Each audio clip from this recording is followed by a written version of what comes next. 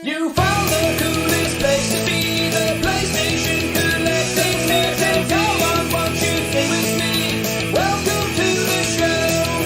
Gather round the boys and girls, collectors from around the world. Let's show the people what they need to know. Welcome to the show. Gonna talk to guests, what we got for fans. Gonna put their knowledge to the test. Gonna laugh and need, gonna live the dream. Gonna show you things you've never seen. Gonna sing the song to the break of dawn. Gonna rock this party all night long. So come on everybody, let me see you dance. Get yourself ready, you got one more chance. You found the coolest place to be, the PlayStation collecting nerds, and come on, won't you sing with me? Welcome to the show. Gather round the boys and girls, collectors from around the world. Let's show the people what they need to know. Welcome to the show. Welcome to the show. Welcome to the show. Welcome to the show.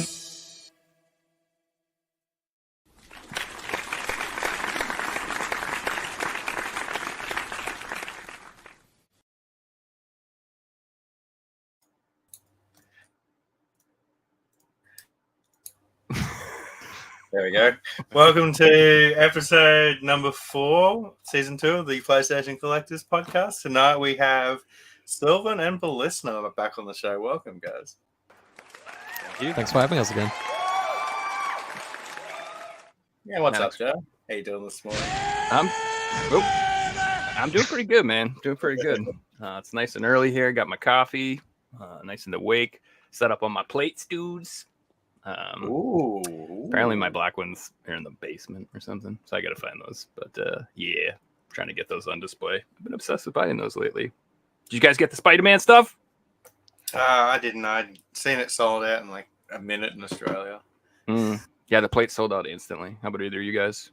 No? Same here, Nope. sold out. Yeah, I was like waiting, and of course I was distracted for the 30 seconds they were on sale, so I did the only reasonable thing and I ordered the whole damn console because I was just like, screw this! Not again! I'm not missing this damn plate! So I bought a whole new PS5. So now I'm going to have 2 PS5s. So there we go. That's what I mean, you can always sell your old PS5 now, right? If you need Nope. to. Nope, that ain't what's going to happen. So I'm eventually, I'm going to have like 3 PS5s, probably, at least. Because I'm going to get a Pro. Let's just be real. If that comes out, that will happen as well. And my plan is like I want to have one that I set up for like my old PSVR setup, so I can set that up somewhere and just have it because you can use that on PS5. And then I'm gonna have one that I actually use in my living room, and then I'm gonna have another one that I use for the new handheld, and that's all I'm gonna use it for. The one I'm just gonna stream to my handheld. So I'm gonna have like a $1,000 handheld. I can see later down the line you'll also have like sealed PS5s because they're special editions and you don't need to open them anymore.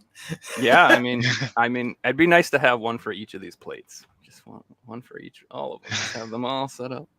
Yeah, my girlfriend didn't like that idea. I like that idea, Joe. Thank you. All right, see, I'm glad. This is why I'm here. This is why I hang out with the community because you guys get me.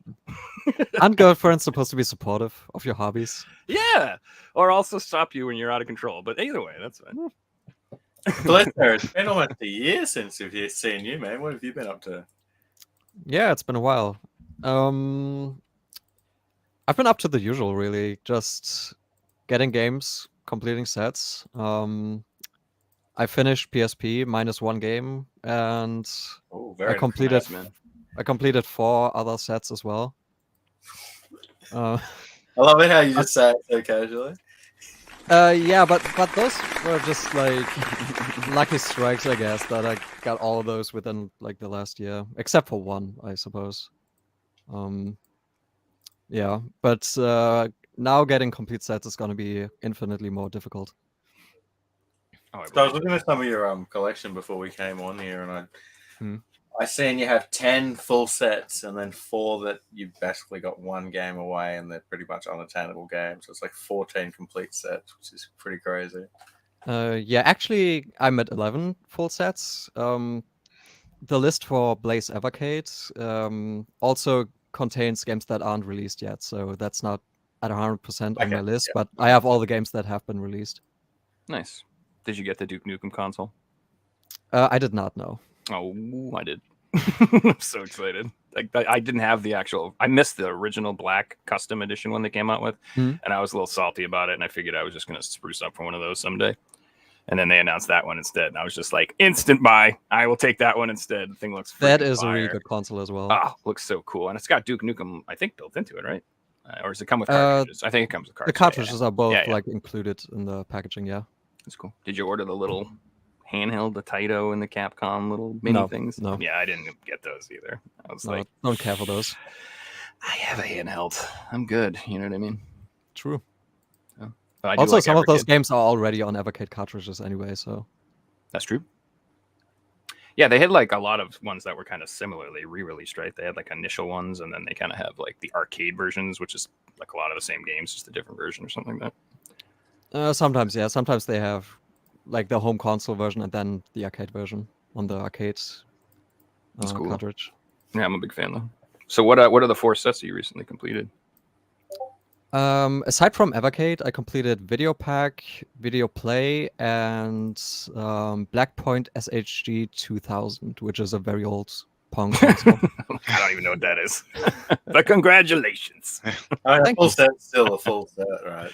True. It's only 6 games total. But Oh, I had 5 of the 6 for like 3 or 4 years, and the last one I just couldn't find anywhere. There's also a 7th one that apparently was never released. At least I've never seen a picture of an actual box. There's like promotional material of it. But How crazy is that? Full set's 6 games, and then there's like one full game out there. I mean, back in the day before Atari existed, there were really only like 6 games that every console just had, just like very slightly alterations of it. So with those consoles, you just couldn't do anything. And then moving forward, though, most games were built off those 6 games originally. Like, you know, they all use aspects of those games and just evolved from that. So it's really cool to see. And one more question before we move on to Silvan is, what future full sets are you currently working on, man? I'm currently trying for NES, which is kind of Bold impossible. endeavor. Yeah, that's like the big long-term project right now, like the very long-term project. Like secondary to that, I'm also going for original Xbox. Just because it's actually really fun, and I've been getting really lucky finding some of the hard to find games already. So at the moment, I'm just grabbing everything Xbox I don't have that's like €4 or less. And then beyond that, I just look what's up there for sale. Nice. Full PAL Xbox set would be nice to collect. I think it's just over 1,000 games, if I recall, including the full 773, I believe, is the number. Okay, I got my numbers wrong. Yeah, it's not that much, not nearly as much as PlayStation 2. So you're going for like obviously. Sorry. Well, I was just going to say that is the PAL. Where are you from, Beliskner? I'm from Germany, so Germany. I'm very much a PAL collector. I was just going to say, is that set much different from the US set, or like the heavy hitters different, or anything like that, or? The heavy hitters are mostly different. Steel Battalion is still very expensive here as well, but the rarest game in PAL is Room Zoom, which I think is like $20 in the US, but the That's PAL so version weird. is like 400 or something. That's crazy. Yeah, and there's others like what's it called? Pinball Championship Maxed. Frankie Dettori Racing, which is like a horse racing game. You know, you want to drop $500 on that, man. Come on. Luckily, those are not as expensive. Like even the rarest Xbox games are not that bad in terms of price. Gotcha. I think the rarest 360 game in PAL region's a horse title as well. My Horse and Me, if I recall. PAL collectors love their horse games. True. Silvan, how about you, man? What have you been up to since we seen you last? I know it was only a few weeks ago. Doing great. Got a lot of new games. Made some trades with the Danish collector. So I now finally got the full Nordic set. Oh, congrats, nice, man. dude. Congratulations. Thank you. And besides that, I'm picking everywhere new games up. So I'm around 320 ones I'm missing now at the moment to complete the full set. Not bad, Nice. dude. Just So smashing getting those good numbers out like progress. crazy. Just planning shopping trips everywhere in new cities I've never been. So me and my fiance go over there, watch the city, do a drink, and also go to all the game shops to find the good deals. That's not Sounds bad, like a man. pretty good trip to me. Does she make you buy her shoes or anything? Because I mean, that sounds like a pretty sweet deal, man. I'd have to like split that up between stores I don't want to go to and the video game stores. She doesn't like shopping, so we go only for me to the stores. Are you? What? Is this possible? What do you mean she doesn't like shopping? Women be shopping. No, I'm just kidding. Sorry. That's awesome though, man. So Sounds luckily like for fun. me. Yeah, dude, lucky for you. No, that's pretty cool. She game too? No, she got building up a 3DS collection, Oh, there you go. but It's where she it's don't a good have the start. patience to play longer than 30 minutes. She's bored with it. Yeah. So when I started dating my girlfriend, like she had played like some games, like she had a PS2 and stuff, but like she didn't really play anything. But then like Stardew Valley happened, and that was the end of that, dude. And she got like 2 Switches, a Steam Deck. She got like 5. There's so many games. It's like it's wicked funny. So I always tell everybody that Stardew Valley is the gateway drug. Like if you have like somebody and you know some girl you like, and she's like, I don't want to play games. I'm like, you should play this. You'll like Use the this. Switch. And then that's over. That or man. Animal Crossing also works. Animal Crossing is that's definitely a good one for sure. She was also addicted to that. And she'd got a 3DS just to play that as well. So Funny, that's the game I always recommend to non-gamers as well. It's like you should try Stardew Valley. It's pretty fun. You can like even if they don't have a game system, you can get it on your phone these days. You know, yeah, it's chill. Accessible everywhere. Mm-hmm. And there's a new update coming soon. I don't even want to know, dude. I don't want to put any more time in that game. Like, how dare you, sir? Like, stop releasing updates. Stop. I finished all the achievements. I'm done with it. I haven't touched it since that day. You know. I want the sequel, the Haunted Chocolatier or whatever. Yeah, it's gonna be so good. But because it's the one guy, and he's decided to make more content for Stardew. Yeah, I know. Stop, bro. Like, cut it out. Enough is enough. No, I'm just kidding. It's awesome. It's always free too. It's not like he's charging anything for it. So. Yeah, we just got to be patient because eventually we'll get the new game. Andy asked a good question down below. Have any of you guys tried Graveyard Keeper? Yeah, I have Graveyard Keeper on my Switch. It's not bad. Nope, haven't tried. Nope.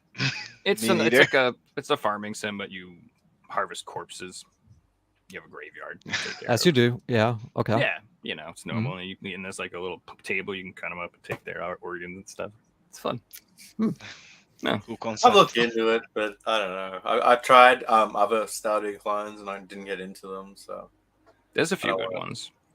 Witchwood's pretty good. Gosh, what else? There's a couple new ones coming out that look pretty good too. My girlfriend has like all of them.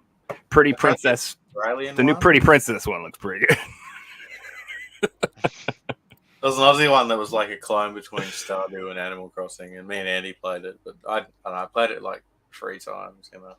Well, most of them they fail in the combat.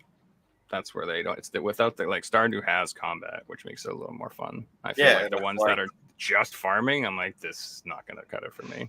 I can't just milk cows. I have to kill something.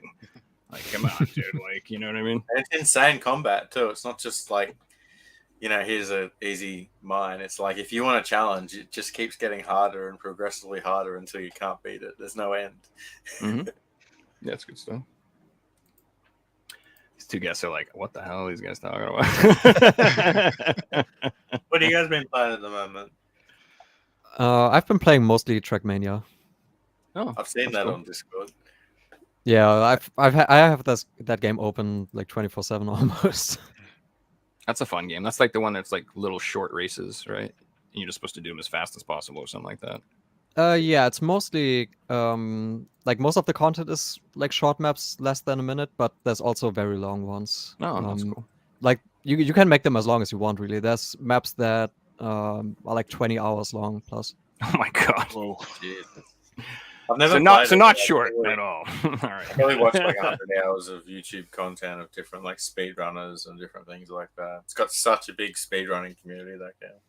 Yeah, Yeah, the community is massive for that game. Like, even though there's like up until like Trackmania 2020, the new one came out, there was not really any money in making Trackmania content at all. But people have been playing that game religiously regardless. So there's a lot of people who are really, really, really good at that game. Came out in like 2004, 2006 or something. The first one came out like early 2000s, yeah. Well, yeah, the new one's called Turbo or whatever. I got that for the VR set because it has a VR mode, but it's like nothing. It's terrible. Even if you've like never heard of this game, just look up like speedrun history and Trackmania and watch some of the highest viewed videos. They're like documentary style videos, and they're absolutely amazing. Mm. Do you also create your own tracks, or just play? I With do maybe others? build tracks sometimes, but it's really tough building tracks that are actually good. I think people underappreciate how difficult it is to actually make maps that are good to play, even though they look very simple. Maybe. What do you Also do coming- when you play, man? Are you grinding for records or? Yeah, mostly records, author medals, which are times that the creator of the map set. Going for those. I'm currently playing what's called an alt campaign, which is they take all the campaign maps and alter them in a very specific way. Like they alter them all in the same way. And I'm currently playing the campaign, but all the roads are plastic. So basically, imagine you steer more than 10% to one direction, you start sliding. Oh my god! And that game's like super accurate in like the way you move left and right. Yeah, it's very delicate. It's hard to do the same thing twice and things like that. Well, Yeah. that's why it's the speedrunning is all about precision. So if you're into that type of gaming, which I do like that. Like I've always liked watching people who are really amazing at anything. So like I love speedrunning and I love like Kaizo Mario and I like people who play on super hard mode with their hand, tied behind their back with an eye patch on or whatever. I love that shit, dude. I think that stuff's so cool, man. Like people beat Dark Souls with like a Guitar Hero guitar and stuff like that. You ever watch those videos? Yeah. I like when people take things to like ridiculous I levels. saw one- There's a big scene in Dark Souls. It's not speedrunning, but it's the hitless scene Mhm. where players play through the game hitless, and they have different stipulations. And like, there's certain speedrunners that I've watched that have done. They play Dark Souls 2, Dark Souls 3, Demon Souls, Bloodborne, Elden Ring, all back to back hitless in different orders. And like now they can do every single one, and like Sekiro's in there as well, and it's absolutely insane. There's one guy I'm watching at the moment, CBD. He's doing a challenge on Elden Ring where he gets to New Game Plus 100 without dying. And he's on like New Game Plus 60 at the moment. It's insane. Yeah, I don't think I could do that.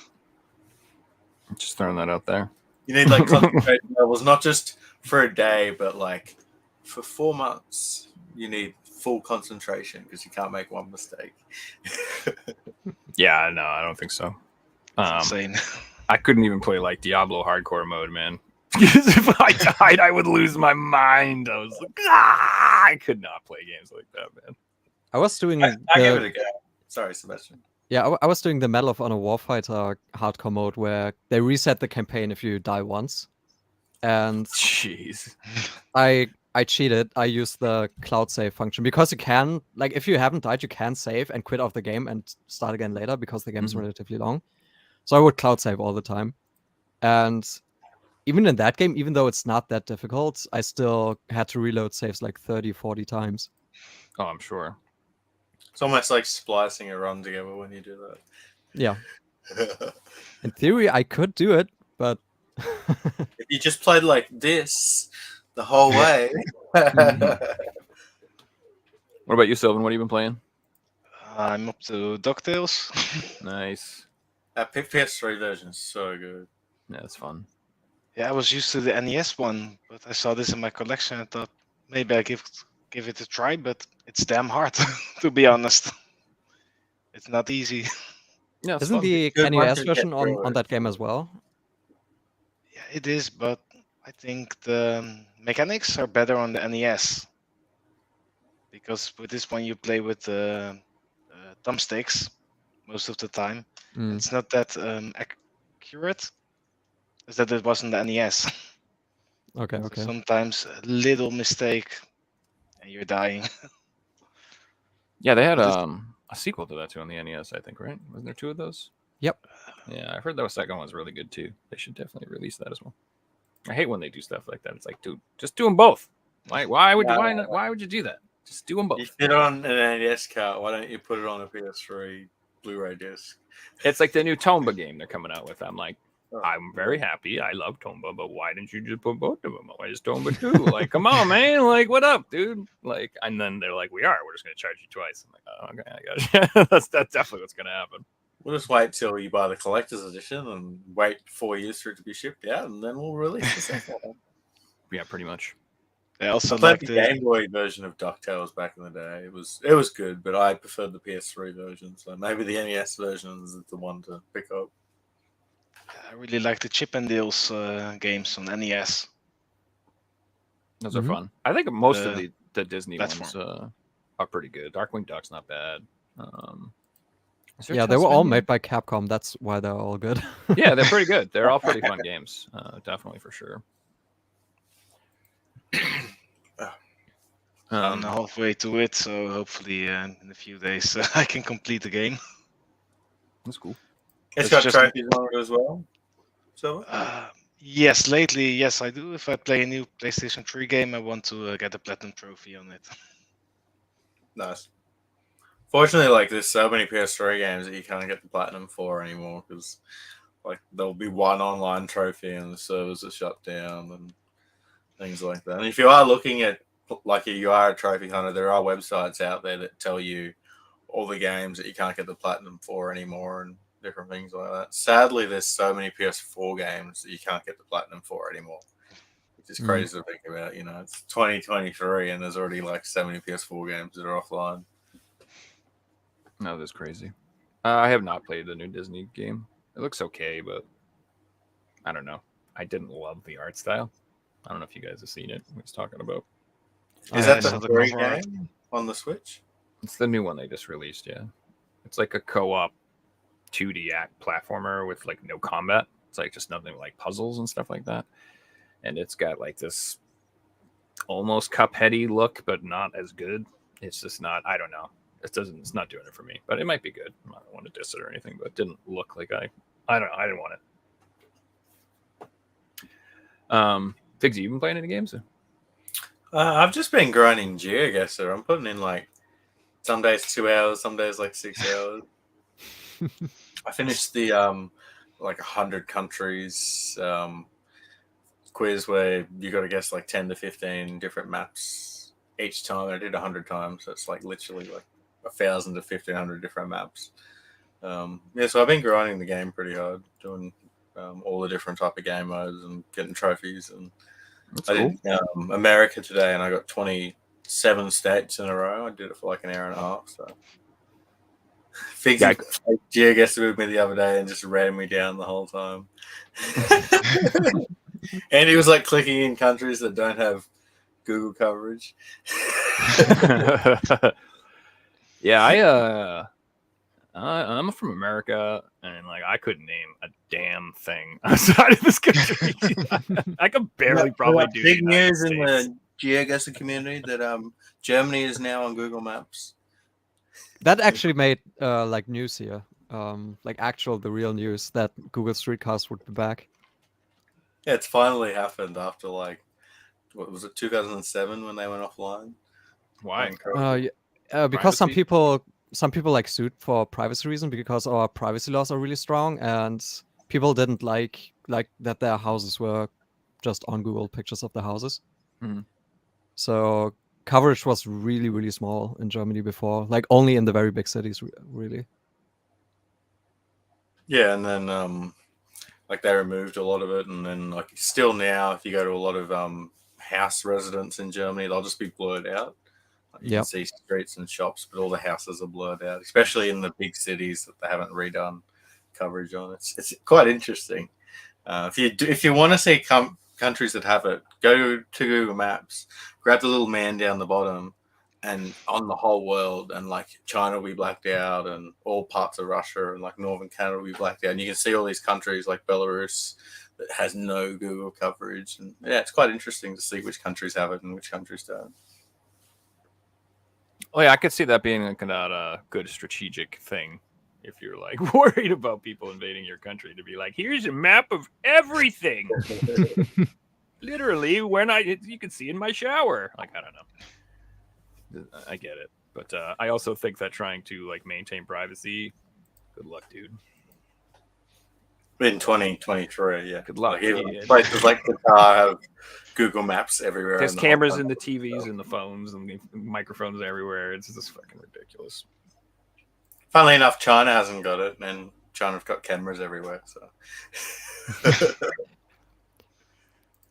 But only So the what Chinese about you? government has access to those. Big difference. yeah, The exactly. cameras are fine as long as we are the ones who are controlling it. I actually finished the game, dudes. I can't even believe it. I'm so proud of myself. I finished the Resident Evil 4 remake the other day. I never finish games. Like, I always play them, and I'm like, oh, like ADHD. I'm like, ooh, something shiny, and I play something else, or something comes in the mail, and I'm just like, hell yeah, playing this right now. And then that's like, I never like stick through it, but like, I don't know, I really enjoyed it. It was super fun. Nice, congrats, man! You would have got my quiz fun. question right a couple of weeks ago. Oh, shut up. We're not talking about that, all right? I'm still salty about that. Literally, the question was like, what was the name of this weapon? What game is it from? And I'm like, I have no idea. And it was Resident Evil 4, and I'm playing it. And I was like, oh, damn it. And like the next day I get that weapon. I was like, God damn it. I was so irritated. It was a good gun, though. That's the revolver, right? I believe. Yeah, it's pretty good. Yeah. that's it's good Butterfly something. Broken It's a Butterfly. Western. Yeah, That's yeah. It was solid. It's a fun game. You'll never forget it. No, you know, I'll never forget is Ashley is stupid. That's all I know. I've never rescued and had someone kidnap more in a game in my life. So annoying. It's just like, get Ashley. I'm like, sweet, got her. She's like, ah! I'm like, damn it. It's like every 5 minutes she gets kidnapped again. I'm just like, what the hell, man? Put a leash on her or something. Freaking Now you hell. know how Mario feels, right? I bet. Yeah, seriously. Well, to be fair, there's a giant dragon Koopa King trying to kidnap her all the time. I mean, I get it. You know. He's like, all right, this is the 40th game I've made. What do we do in this game? Mario, you gotta save the princess. Damn it. I did 4 years apprenticeship as a plumber for what? Went to med school for 8 years. You'd imagine if he was able to like invade a heavily fortified castle, he would be able to just protect the princess in the first place. I think Figsy wants a plumbing sim game starring Mario is what he really wants. From the makers of Lawnmower Simulator.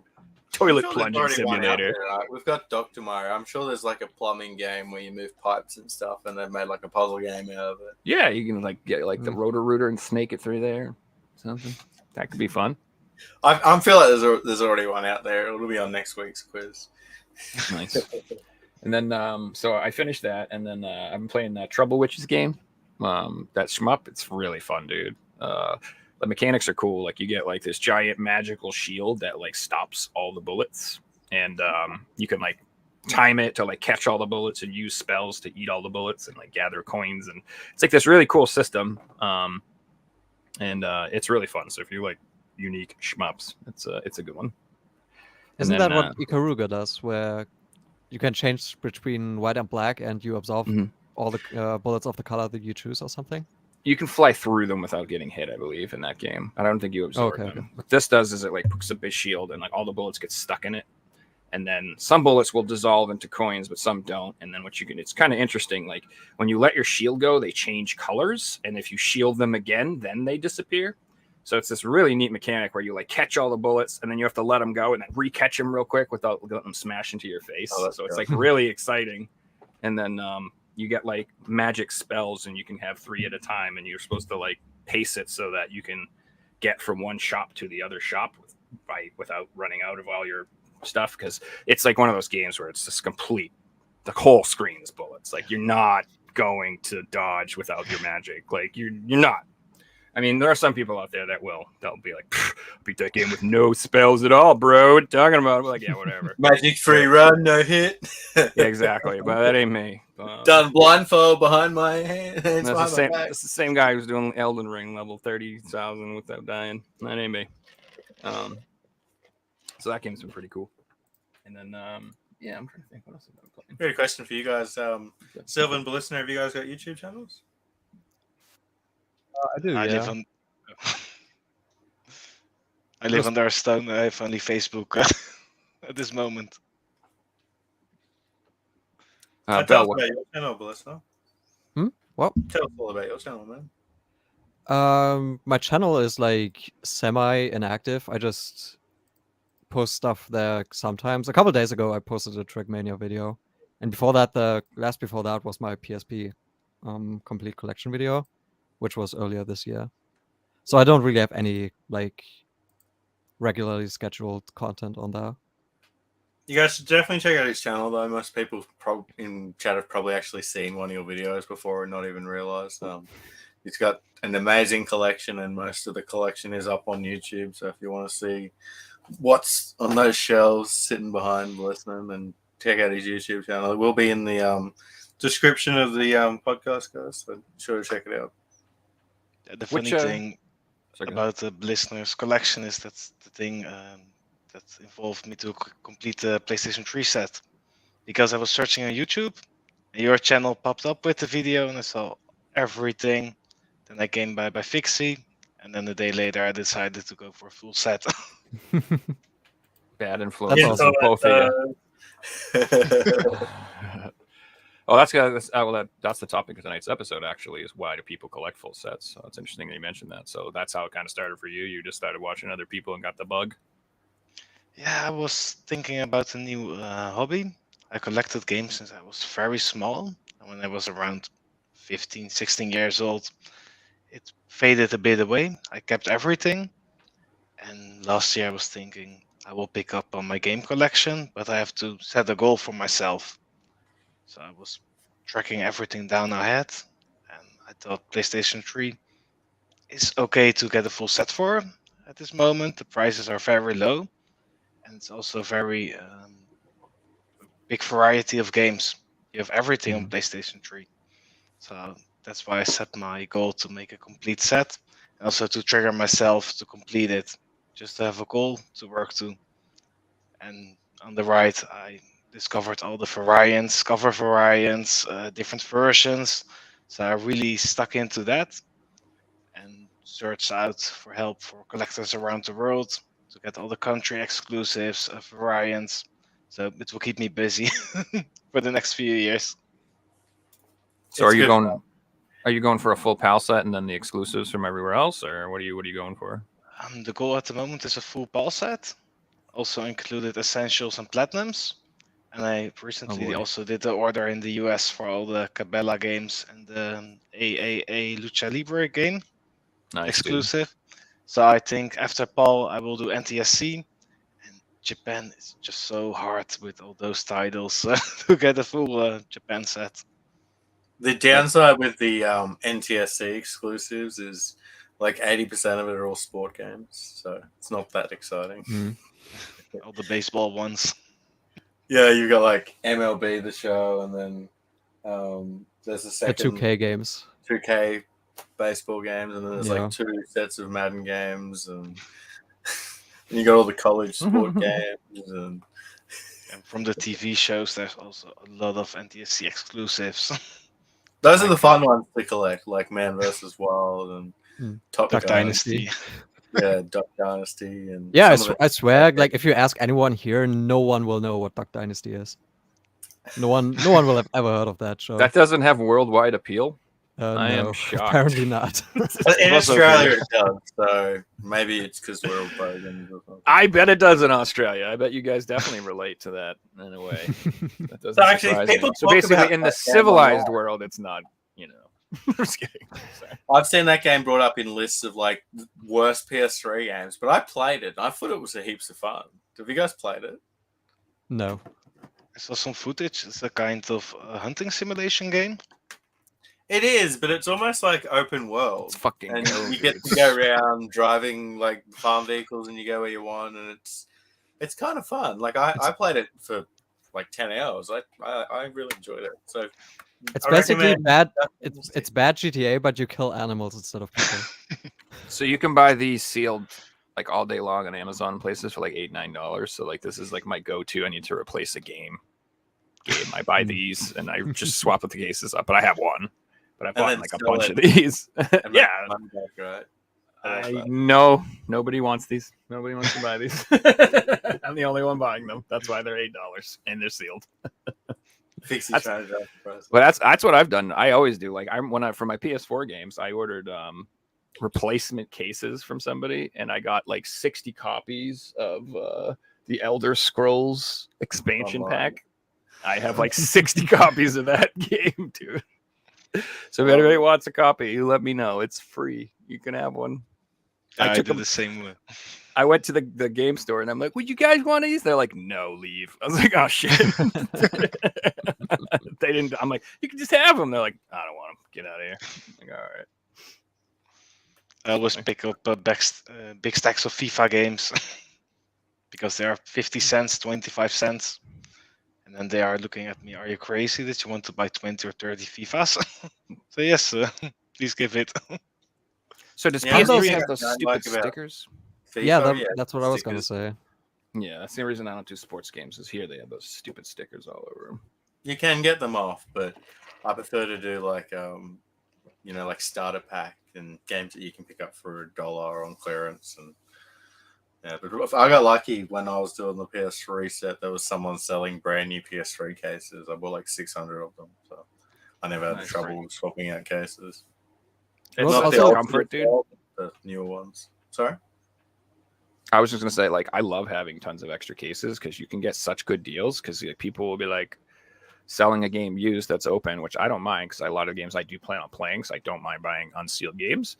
And they're like, it's got a sticker on it, $20. I'm like, fine, I'll take it. I'll take it. And I just put it in a brand new case. It looks absolutely fantastic. I'm like, all right, I do that all the time. So as long as the artwork's not messed up, we're good. So What I was going to say about the replacement case, it was much easier like 10, even 15 years ago for PS3 because they used to sell the PSN like voucher codes inside of actual PS3 cases. So the only way to really get like money on your account was to just buy those. So unless you had like a way to direct debit with a credit card or something. The options were very limited back in the day.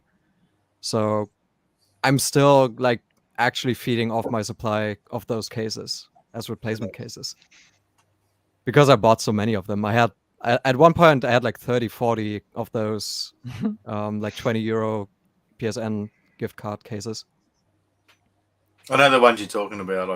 I was actually chatting to Silvan about these cases just before the podcast, and I'm like, "Look, I'm not collecting them." And he's like, "Yeah, fair enough. I've got heaps of them at the moment. I'll let you elaborate, Silvan." Yeah, I if you have actually some spare parts, please connect me. I actually have 2 shipping boxes of those cases with codes. The codes are all used, of course, but I still have the shipping boxes that those came in. Yeah, I Even like if the they weren't cases. used, they're probably expired today anyway. Maybe, yeah.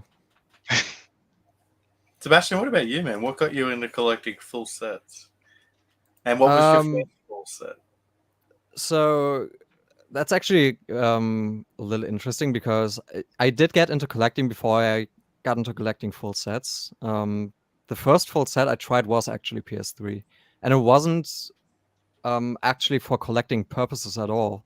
Back in the day, I was very much into trophy hunting, and a lot of the time, like a friend would ask me if I wanted to play like X game with him to get trophies, and it would just annoy me if I didn't have the game and I would have to wait like a couple days for it to come. I wanted to play it right now, so my idea was just because I knew the games were so cheap, was to just get all the games so I have them available.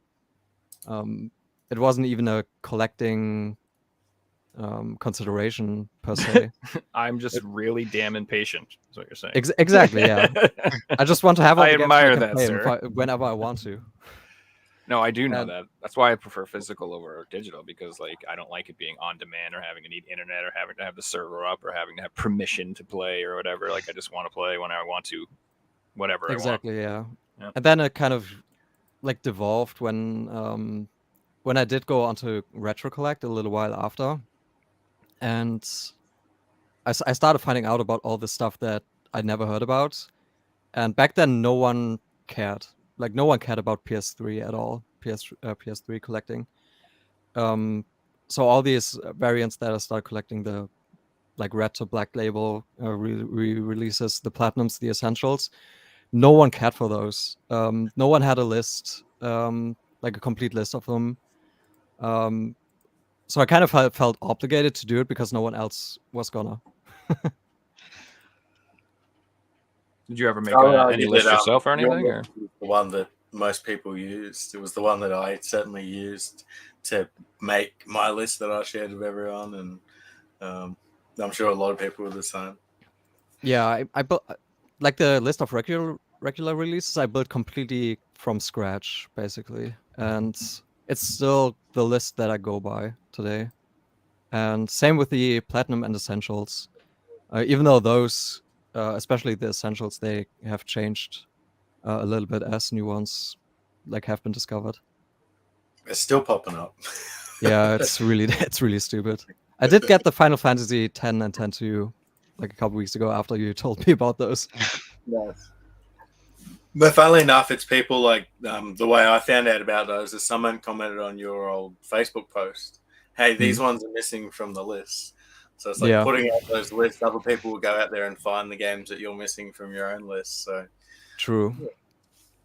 there's a lot of people out there that won't share their lists and different things like that. But I'm always a believer in putting all the information I've got out there, because if something's missing, someone's going to tell you, and you can make things. Oh, they're gonna tell you. They can't wait to tell you if you're missing for something. platinum and essentials. I did do that, but for the regular PAL releases, I stopped because people were so annoying about it.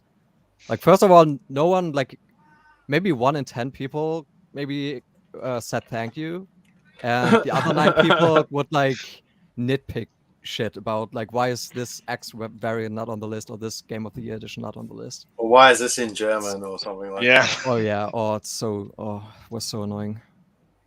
So I've done it the other way. I've added it to my Discord, and I tell people they can download it from here, and they have to join.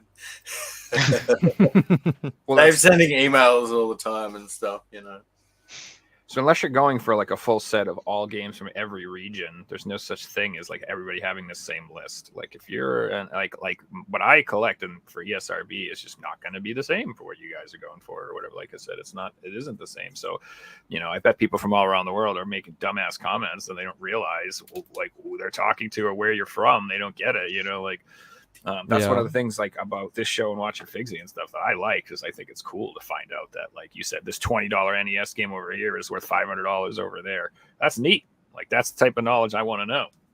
In case for some reason there's some old nana who has a box of European NES games. You never know, dude. Be like, oh, my French exchange student left these here. Anybody want these? You never know. Those are like the best stories. If you find it's the same here. If you find American games here, it's always like. It's so weird to find them here because it just doesn't make sense to me sometimes. I see it all the time. I'll see like somebody will have a Japanese PS2 and like 30 Japanese games for sale. And I'm just like, oh, that's pretty intriguing. But then you got to think there's a story behind that. Like those games just didn't arrive there. They were sent there from somewhere or shipped there or brought by someone. I love seeing Europeans or Americans post games and there'll be like an OzPal game in there. And I'm like, where did that come from? Amazon. That's where it came from, jerks. Speaking of which, I freaking got Rust the other day. Online game only. They gave me the PAL version. I'm like, oh yeah, because I want to play on the PAL servers with all my friends. You say that such jerks. And if you say like, hey, this is the wrong version, they're like, it plays on all PS4s, dudes. Like they don't even know their own stuff. It's like these are game sellers, and they're like, what's the problem, man? I'm like, oh, dude. You're so dumb. Exactly. I got the same problem with the Barbie one for the PlayStation 3. It's a very rare game here in the PAL region. And I found it at the PlayStation 3 games.com website. I ordered it and I got the American version. So I called them. I said, it's the wrong one. No, you can play it. There's no problem. Yeah, no, there's a Like, problem. I Well, yeah, the returned it. problem is you didn't buy it to play. You bought it for your PAL collection, so that's not the product that you wanted, and that's the issue. Exactly. I said to them, please change the title in the ad. Otherwise, you got the same problem next week. Somebody will buy it. I think it's the The PAL plus one. side on that one, Silvan, is if you keep that and buy the PAL version, the spines are different. One's blue and one's pink, so a nice variants to have together on the shelf.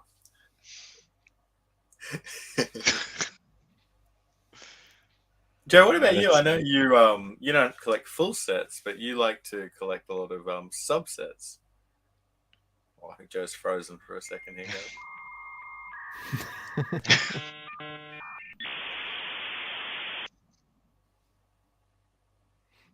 What game is that sound effect from? I've heard that quite a lot. That's the dial-up sound. Oh, true. That's not from a game. Welcome back, Joe. Sorry, as you were going, I asked you a question. It was I know you don't collect full sets, but I know you like to collect a lot of subsets. Tell us about that. So I have like a really addictive personality, and I have like a completionist problem where like I go too crazy. So like I'm totally for collecting full sets, but I don't because it would be out of hand for me. Like I would go crazy with it, and also I just do have like a limitation on space, and like I can't start filling my living room with games. Like I'm not doing it. Like this room is it. It's all. I mean, I have an entire room of games. If this isn't enough, I don't know what to tell you. Like I'm just not going to go that crazy. But like I do love, I don't know, there's something very satisfying about completing a set, whether it's a subset or a full set. When you do get that last game, like that feeling of accomplishment is like quite immense. Like even if it's something simple, like speaking of like getting the wrong PAL games, like I went for the full PS4 Sedesco set, the ESRB one, because I can't get the PAL games. They came with those stupid ones, but I got the PAL versions of those games so many times, and it's like because the PAL ones are much cheaper. They're really readily available. But the ESRB ones are like harder to find, and they're always double the price than the PAL ones. And so many places are like, yeah, we got the ESRB, and they just send you the PAL. And I'm like, I know what you're doing, dude. Like, I mean, I'm not dumb. They're like, what's the problem? I'm like, the problem is I don't collect these ones. That's the problem. I was getting so mad with that. Like that game Truck Driver, I think it was called. I got the PAL version at like 3 times. I was like losing my mind. I'm like, dude, I just want the regular game. It's not even a good game. Just give me the damn thing. I'm just kidding. It's all right. It's not a bad game. But yeah, so that's how I do it because like I do have that like completionist thing. I do like collecting sets. I like having a goal, like you guys said. Like I think that's important when you're collecting. If you're just buying whatever, like I don't know, I don't think that's healthy because you're just gonna never have enough, and you're gonna always be after a million things. So I think it's important to focus on something and like just go for that. And then if you can actually complete it, you know, move on to something else. I think that's healthier than just being like whatever. But I also don't think it's healthy to have like 50,000 Maddens. I'm not gonna lie to you. I got a question for but you, they're cheap, so I'm not gonna be whatever. Oh, it's just eluded me for a second. Sorry. I do own every Tiger Woods game, by the way. So what can I say? I got all of them. Like I say, like I get like obsessive about stuff, and I just start collecting little sets, and that's what I do. I don't know. So we all have our like to get certain regions and different things, but when you do come across those games, say you come across a rare game that's incomplete or American and you want the PAL version or vice versa, will you keep that game in your collection until you get the other one, or will you just pass on it and then wait until you get the one that you want? That heavily depends on the system that the game is for, because I have different like thresholds for different systems. Like for Mega Drive, for example, I don't care if the manual is there, but I do absolutely need the box. I don't want loose cut Mega Drive stuff. But for Super Nintendo and NES, like loose cut is fine if I just happen to get it, but I try to get the box as well, if possible. But for pretty much every disc-based game, it has to be complete. It has to be game case manual. So Otherwise, I'm not keeping it. Your PS3 collection. everything complete. If I found an NTSC one and the price is cheap and I don't have the PAL one, I will pick it up for sure, just to be a placeholder. But everything has to be complete and in good condition. If there's a manual missing or something, I will pass up on it. But it happens a lot at the CEX over here. They don't order their stuff. It's just like you bring the game, you bring a stack of 50 games, and you go at home with 20. The manuals are missing, discs are swapped. That's what I recently many times got with the Platinum or Essential version.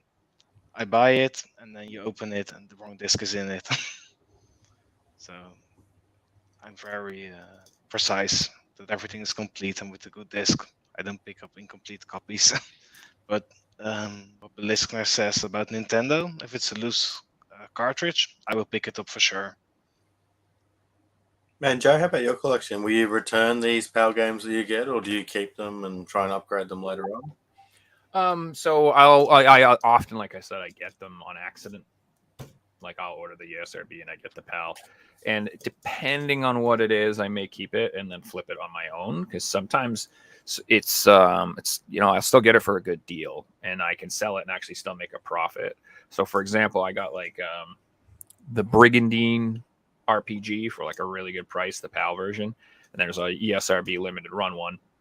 And then when they had their like little Christmas sale thingy they had, I ended up getting their copy, and I flipped the PAL one that I got for more than I paid for it. So it wasn't that big of a deal. And then on like super crazy expensive stuff, dude, I'm honestly fine with it. Like I have like the PAL Painkiller for PS3. And like when they announced the new reprints or whatever, I was like, screw that noise. I'm totally fine with my PAL copy. Like I really like don't care. So it depends. But I'm also like, I've changed. Like over the years, when I first started out, it was like everything had to be perfect and complete. But like the prices on stuff have gotten so stupid that like I'm not sweating it as much. Like I've gotten a few PS1 games where that were disc only, and I would never ever buy disc only, but these are like $400 games and the discs were like I got them for like 30-40 bucks. I'm like, fine, whatever, dude. So like, and I just imagine someday I'll find the manual in the case, which I never will. But what I did is I got like repro cases for them for now, just to have them in the collection. So I got like Castlevania Chronicles that way, like wicked cheap. So I just made a case for it. And I got Einhander super cheap, and so I made a case for it. So it's not like I prefer having them perfect, but I don't really care. And as far as like the PAL ESRB thing, it's got English and it can play on my system. I'm good. You know what I mean? Like any region lock system, obviously, nope. Like anything PS1 or something, I'm not going for anything but ESRB. But PS3, PS4, I don't really care. I think you brought up a good point, Joe. Is over time you change. In the past, I used to collect incomplete stuff, but right now my collection, I haven't got one game that's not complete. Everything's got a manual. Everything I would call complete. However, like for the PS3, I went for a full set. I didn't care about PAL or PAL or North America. When I first did, I just went for, if it played in English, I picked it up. I went for a full English set. Didn't matter. I just went for the cheapest version. It wasn't until, excuse me, I actually completed that set. I then went, all right, now I've completed this. I've got so many North American games and so many PAL games, and a lot of these only actually have Australian releases. So I went through and I worked out that all right, there's 130 Australian games that I don't have, but I own the equivalent of the English or the North American version. So I slowly went and bought all the Australian games, and in that process, I was able to then sell my copy. And most times, I was able to sell my copy for more than what I was paying for the other copy. So it essentially you upgrade these sets for free. You just have to have patience. Yep. And you have to be willing to, if you see a deal, buy that game because all right, it's a $40 game on eBay, but I know that this is a $50 game. This is the only one that's popped up. I'm going to get this copy in 2 weeks, and then I'm going to put my copy on for $50 and make, $10, and that's free to upgrade. And I did that, and it took 3 years, and then I completed the Australian PAL set. So I find it like I will still pick up, North American PS4 games if I see in the wild, if it does have a local release over here, just because in the back of my mind, I'm like, all right, I got Dark Souls, the 5 Phase edition the other day, the North American version. It's like $40. I grabbed it for $10. I put it in the collection. If I eventually find the Australian one, I'll pick it up. I'll then, flip that one on $40 on eBay, and you get to upgrade the collection. So yeah, I like to do that. Here in Europe, we got a lot of different languages. So the first half of my collection, I just stick to Dutch and English releases. But now I do everything Italian, French, Spanish, Portuguese, because it saves a lot of money. For example, the ski one with the motor, how do you call it? Ski-Doo? Yeah, Ski-Doo Ski-Doo. challenge? In English, it's expensive, but in France, you can get it for 2-3 euros. So then I take that copy.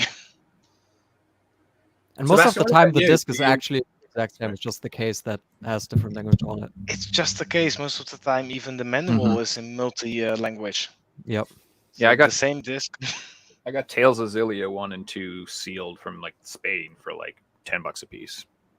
I was like, and it's fully plays in English. It's just the language on the back of the case is in Spanish. And like I said, no difference other than that. And I was just like, I'll take it. They're sealed, brand new, great game. So I was like, it's a good deal. So, like I said, I've gotten more like open-minded, I guess, over time.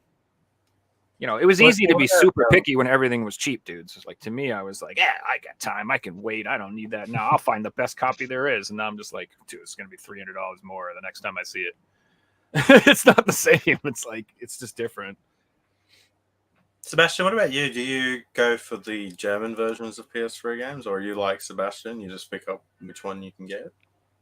Whichever one I can get. Like, as long as it's PAL, it's fine with me. I never cared about the language thing on the cases.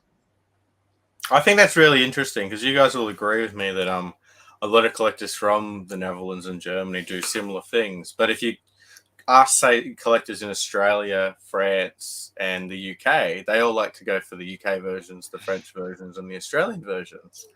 Where someone from Spain, Italy, they don't really care, and I find it quite interesting that different countries have got like, I like my Australian games, and I understand it. I like my Australian games, but yeah, also, you have to import like foreign language games at some point anyway if you're going for the full set. So you're gonna have them in your collection regardless. Now, do Australian games have like an Australian voice setting where they have the accent? G'day, mate. How you going? Welcome to the tutorial. All of our like GPS things have like an Australian option, and I always use that. They're always like, come on, mate. Left, right, coming up in a moment. Can't even do it. Andy's series set to Australia, and he did it the other day. It made me laugh. Yeah, I always set it to Australia. Always. It's the best accent there is on those. Oh, man. Well, guys, we're almost an hour into the show. I think it's time to play Figsy's quiz. Oof.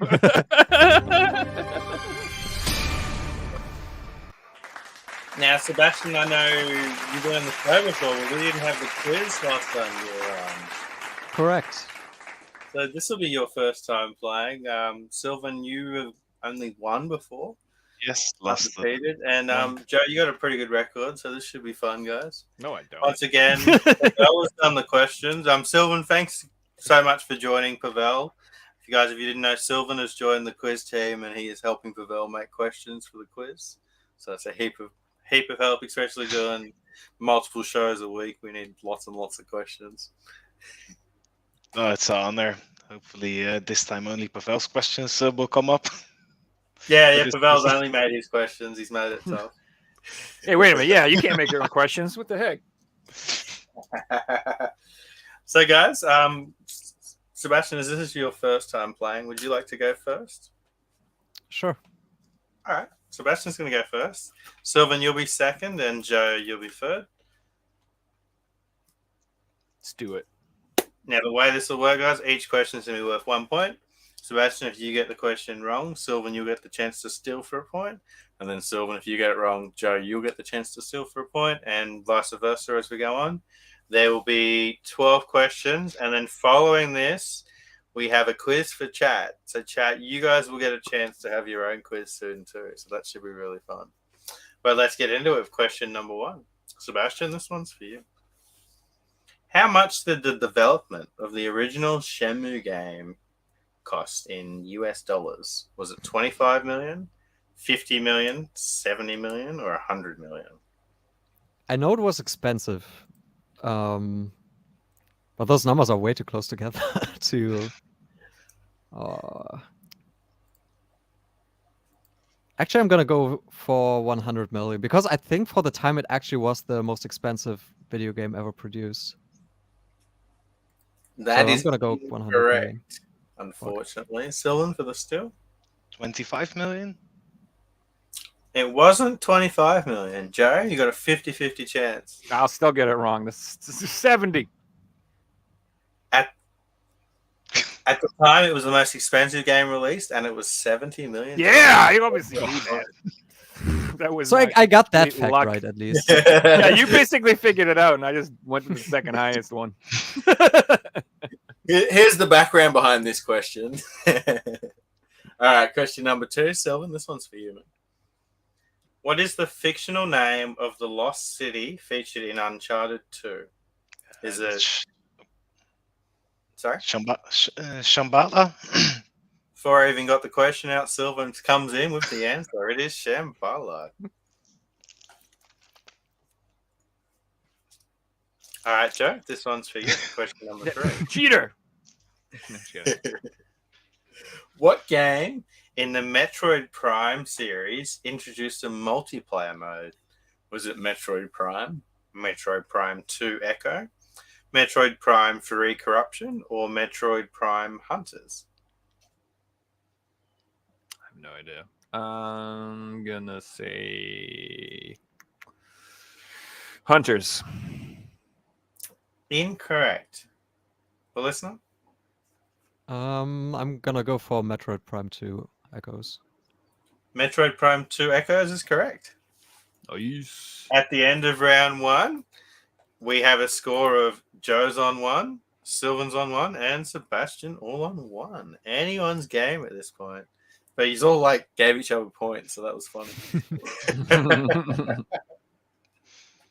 All right, question 4. So, listener, this one's for you. What game is this character from? I think that's from Persona. That is correct. That is Morgana from Persona 5. Silvan, this one's for you. What is the name of Card's father from the Castlevania series? I have no clue. I pass on this one. Joe? Alucard's dad? Is that what you're asking me? Yeah, I didn't pronounce it right. I don't know. Is Dracula his dad? I don't know. The correct answer was Dracula. Sweet. Alucard is Dracula backwards, dudes. Pretty edgy. Ain't no way. Yeah, bruh. And question 6, sorry, whose turn is it? I've just mixed it up. This is for Joe. Question 6, Joe. What genre is the KISS game on PS1? That's a pinball game. It is a pinball game. Congrats. Well, guys, at the end of round 2, Joe has got himself a lead of 3 points. Sebastian's right behind on 2. And Silvan, undefeated, is sitting in last place on 1 point. Can Silvan bring his comeback? All right, question number 7. For listener, this one's for you. Hey. I'm showing you an It's for you. advertisement poster. You have to tell me the video game. What? I don't know, but I want to play it. Man. Like the background looks kind of like the James Bond like barrel thing. But what the hell is that? Oh, You're on the right track. oh man. I don't even know a guess here. I don't even know what to guess here. I think I have to pass. I don't know, but Kermit's having a damn good day. Yeah. Silvan, what do you think, man? Is this one Gex? Enter the Gecko? It is Gex. Nice. All right, question 8. Silvan, this one's for you. I'm going to show you 2 photos. You have to tell me the video game. First one is a hole. And the second one, maybe autumn. Oh, I know it. I think I know it as well. No pressure or anything, Silvan. No. Let me think. Nah, I pass on this one. All right, Joe. Is it Pitfall? It is Pitfall. Joe takes another point. Them just fall. All I right, love question- Pitfall, dude. I'm so old. I actually played the crap out of Pitfall when I was a kid. I love that. Question 9. Joe, this one's for you. Yep. What was the Yeah, plan? that's right. Yeah, It was so good for Atari. That was a legit game, man. Like it lasted more than a minute. That was a huge deal for Atari. It was more than one screen. It was amazing. Sorry. People are still talking about it in 2023. Yeah, them damn crocodiles. All right, anyway, sorry. All right, Joe. What was the planned product name for the Nintendo 64? Oh shit! Wasn't it normally a Sony product? Wasn't Sony supposed to make it? Or you mean that, or like did it have like another?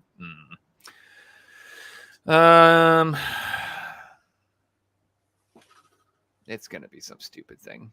The Nintendo Penguin. I have no idea. Not the Penguin. The listener? Ultra 64.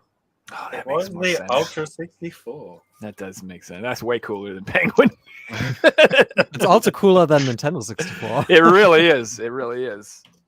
It's All right, guys, at more the end Ultra. of round, was that round 3? Yeah, at the end of round 3, Joe has got a commanding lead of 4. Sebastian's behind in 3, and Silvan's on 2. It's still anyone's game. You can all take 3 points in this final round. But, I mean, potentially one of you can take 3 points. It'd be hard, but it can happen. All right, question 10. For listener, this one's for you. Mhm. What console are these accessories for? Are those snowshoes? Is that a sprinkler? What the? Is that a milking pump? What is this? Hiya. What the heck? That is like so low resolution, I can't even see it. I have no idea. What Well, MS that Paint could be a console? tool in itself. So that's all I'm going to say.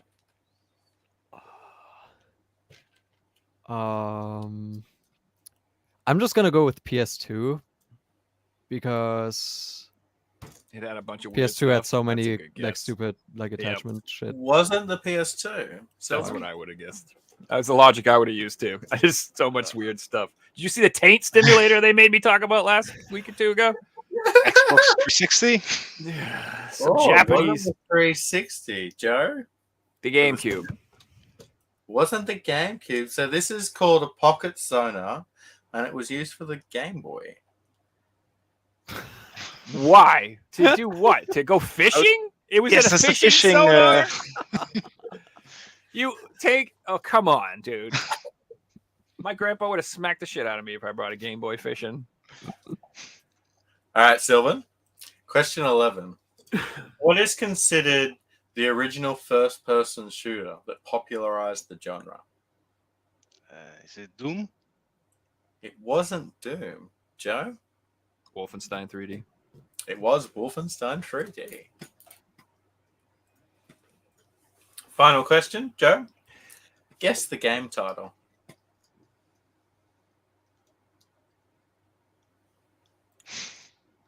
Cat Tetris. I will award that. It's called Really? Tetris, otherwise known as Cat Tetris. I mean, okay. So we'll get a final score update. Silvan finished with 2 points, Sebastian 3, and this week's winner goes to Joe Rad. Congratulations, Joe. Rigged Joe, for the you're on a host. bit of a winning streak. It was rigged. I honestly am impressed. I like the. I'm bad at these. Usually, really bad. All right, guys. So Pavel knows that chat loves to answer questions. So with Silvan and myself, we are now making questions for you guys. So I will say that we're allowed to help. Joe, actually, Silvan, you might know it as well. So Sebastian, you're able to help. But yeah, this is predominantly for chat, and whoever gets it first, we need the full game title, gets a point. So name the game from these photos. You guys can all help each other, but whoever gets it first gets a point. This is a good one. I already know the answer, so I can't help. I say nothing.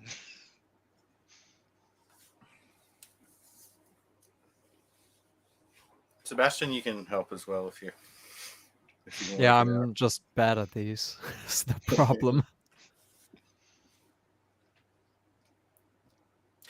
Well, that's obviously Mr. Bean. Jason says mean Oh. bean.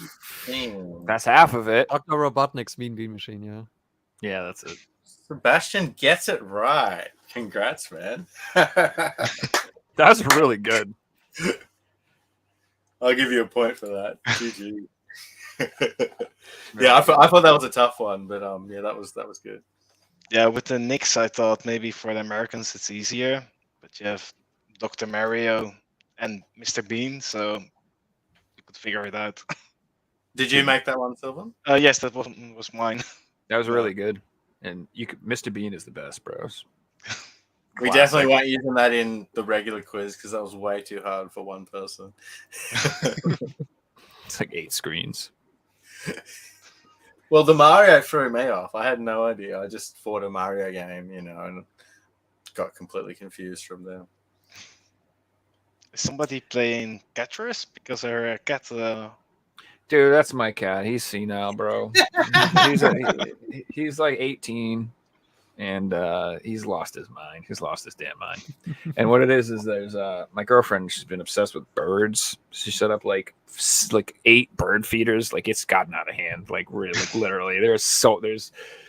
Dude, she's got like 12 different bags of food and 8 different hangers, and it's just absurd. But anyway, the cat just sits there. I call it Kitty HBO. And he sits there at the window all day long, just meowing at these goddamn birds and all the squirrels, like nonstop, going like, "I want to eat you! I'm gonna murder your ass!" That's all he does all day.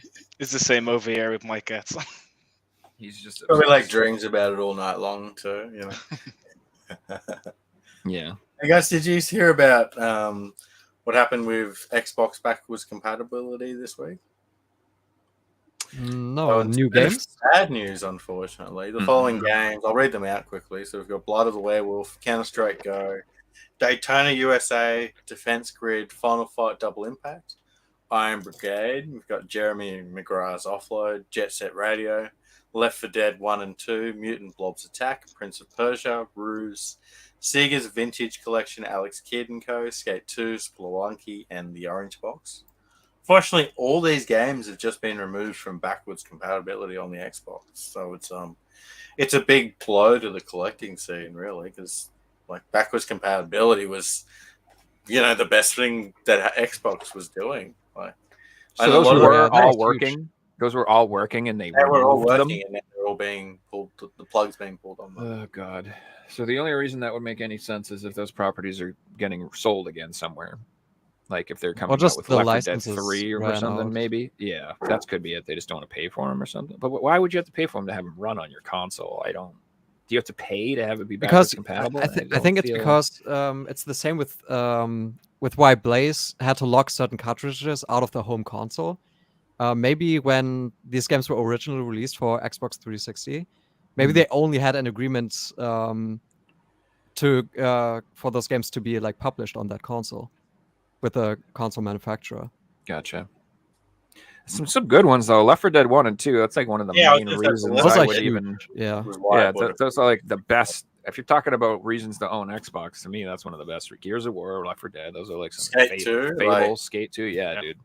It's not like it's games that you haven't heard of. It's good, solid titles. Yeah. Were those all like THQ games as well? There was an EA title on there. Pull up again. SKTCA.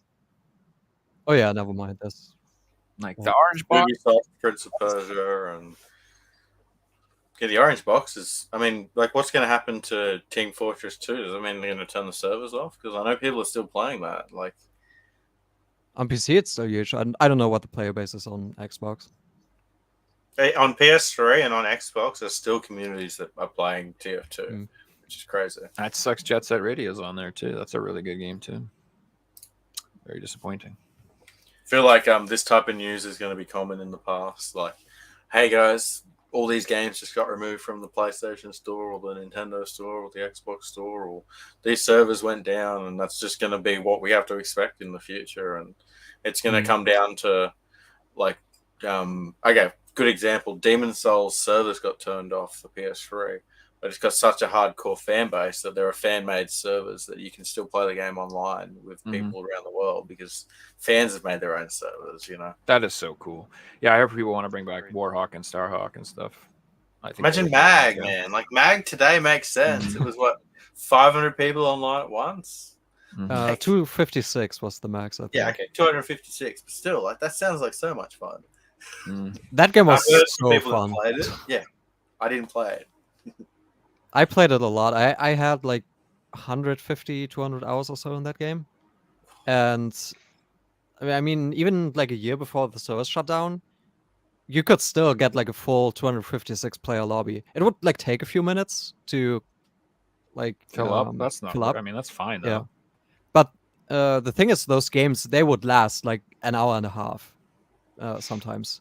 Those were long games. I believe it. On gigantic maps. So. And you were talking like 2009, 2010. Yeah, I played mostly like 2010, 2011. I played that game. It was so good. It was so good. Yeah, I feel bad for people who like grew up during those generations where they had these experiences they will not be able to revisit when they're adults. Like when we grew up, we're like, I want to play Mario again, and you could go do that, no problem. You could get all your old games, play them, and you'd have the same experiences. What's going to happen when like someone in their 60s is like, I want to play Fortnite, and that shit's been shut down for like 20 years? You know what I mean? That's like, well, not even that, Joe. Like, I love PUBG, and I can't play PUBG like my old experiences because I played with three other people, so I got to get those other people all together at the same time. It's just not the same anymore. So already the experience is gone. You know, a single player game with no online mode is always going to be a single player game with no offline mode. It's always going to be that same. Exactly. Like Bloodborne will always be fun. You know what I mean? I don't have to worry about that. So I tend to usually collect games like that. But I do have, you know, Friday the 13th. I have Predator Hunting Grounds. I have Evil Dead. I have those Dead by Daylight type games. I do like them. And, I'll buy the cheap ones, but like, dude, you seen some of the Dead by Daylight games? How much they cost? You imagine paying $150 for an online only game? Come on, man. What are you guys doing? What are you doing? Yeah, it's a bad business model because if you look at like Fortnite, the most successful one, or PUBG is probably a bad example, but a lot of those games are free and they make the money in the cosmetics. And you understand that you don't have to play these games, you have to spend money. Like, spending money never gives you an advantage in the game. It just gives you something that looks different, or different things like that. And that's what it should be. And these companies make a lot of money, so it's obviously a successful business technique. You know, loot boxes. People love doing that stuff. Oh yeah, Counter-Strike. The skin game is insane. Oh my goodness. My animals are upset. This is the difference with the morning show. They're all like, I want food, I want to pee, I want to play. They're all sleeping. It's our time. Exactly. What the heck? Guys, I think that brings us to another one of our segments. And that would be show and tell. Dude, we gotta get a new picture, man. We can't keep using that. It's horrifying.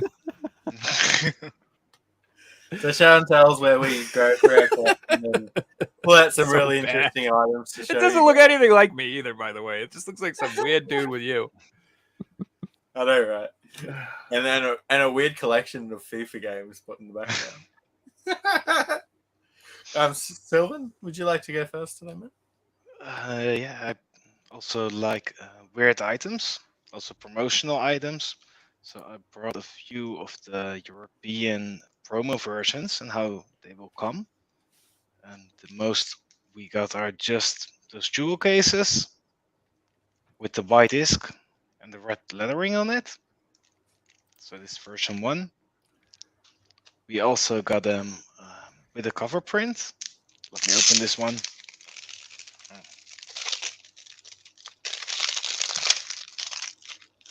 You know, one of my biggest gaming shames is that I have never played Uncharted. That You is a have to- true shame. Every PlayStation person I meet gets so mad when I'm like, yeah, I haven't played those games. They're like, what? Why? I just haven't yet. I'm sorry.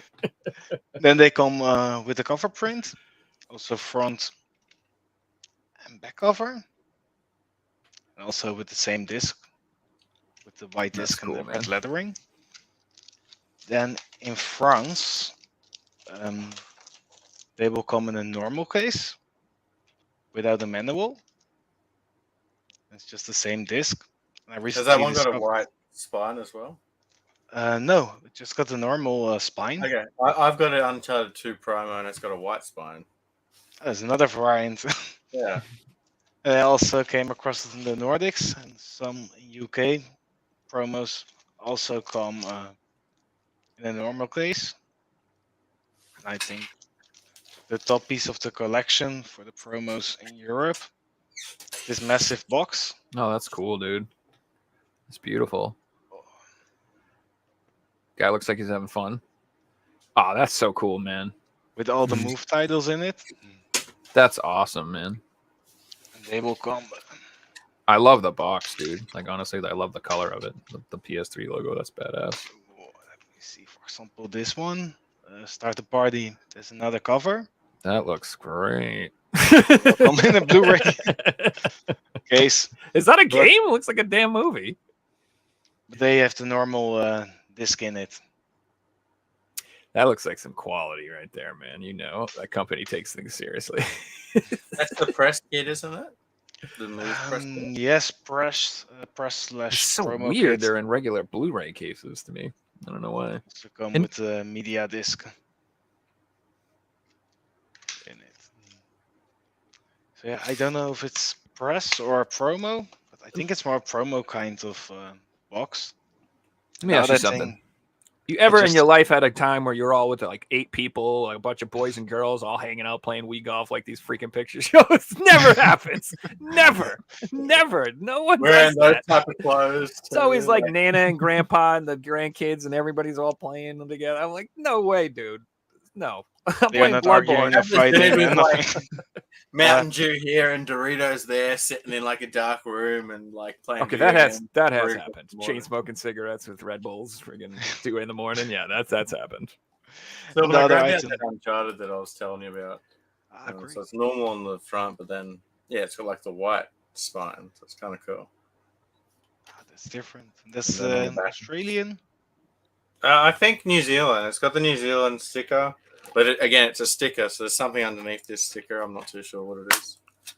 And then it's just the promo on the inside. Great. Can you put the cover out to see what's under the New Zealand rating? It's Or is it printed these on the stickers paper? aren't the type of stickers that are designed to come off. You take it off and you rip the artwork. So. No, don't do that. And the other thing I found by accident, I totally forgot about, are those PlayStation 2 beta versions. That's That's pretty cool. cool. I got the Jack X. Let me see. Just the Formula 1. So what is this? They're like demo versions of the games, not even. No, like... they are beta versions. So when they are in the testing phase, Okay, these were made. that's cool, cool. man. So they're not for sale anywhere. You must have got them from somebody who just had them. Oh, I got it just in a package for like €10 with a lot of also Dreamcast beta versions. There was a dude selling a PS2 test console for like 10 grand over here the other day. It was crazy. The thing was massive. It was like this giant ass PS2, but it was pretty neat. I did saw it not in a buy it. museum over here. They had the PlayStation 2 version and the PS3, and then the slim and the normal, the big one. The testing kits. Yeah, that's pretty cool. I would love to have a PS3 test console. That would be so awesome, dude. I have one. Whatever, dude. Let me know when you have 2 and you don't want one. I will. Unless it's a fat, because mine is a slim test. If I get a fat test, I'm going to keep that one as well. I'm happily have the slim, sir. But the fat one is obviously the one that is the coolest. True. But yeah. I can't afford it anyway. Don't worry about it, man. Probably if you find one, it's like, I got one. You got $2,000? I'm like, no. That's a good price. It is. Like, even if it's a good deal, I'll be like, damn, that's still a lot of money. But I do want one. Also, Yeah, that's what another mine is. interesting thing about the Blu-ray cases, there are actually PS3 games that were released in Blu-ray cases in Japan. Yeah. Like the Eureka hybrid 7 DVD also, for example. cases Yeah. were in Blu-rays. I did a video on all the movie packs, and a lot of them are all Blu-ray cases. Like, because that's how they were marketed, as sold as the anime, and like the PS3 game was the second part of the product. Yep. I only have one of those. And there are also some Blu-ray movies that come with PlayStation 3 demos on it. There are on the so many. disc? Now, like, I sell Blu-rays. There are more. There are hundreds of them. Don't even try and collect them all. And it's terrible movies too. Like, there would have been a time, like 2010, where they're like, "We're selling PS3s. Go to the Blu-ray section and put this sticker on every single one." Yeah, I was actually like writing them all down, and I got to a point where it was just absurd, and I stopped counting. So that's one of my weird items or rare items. Where do you go first this week, Joe?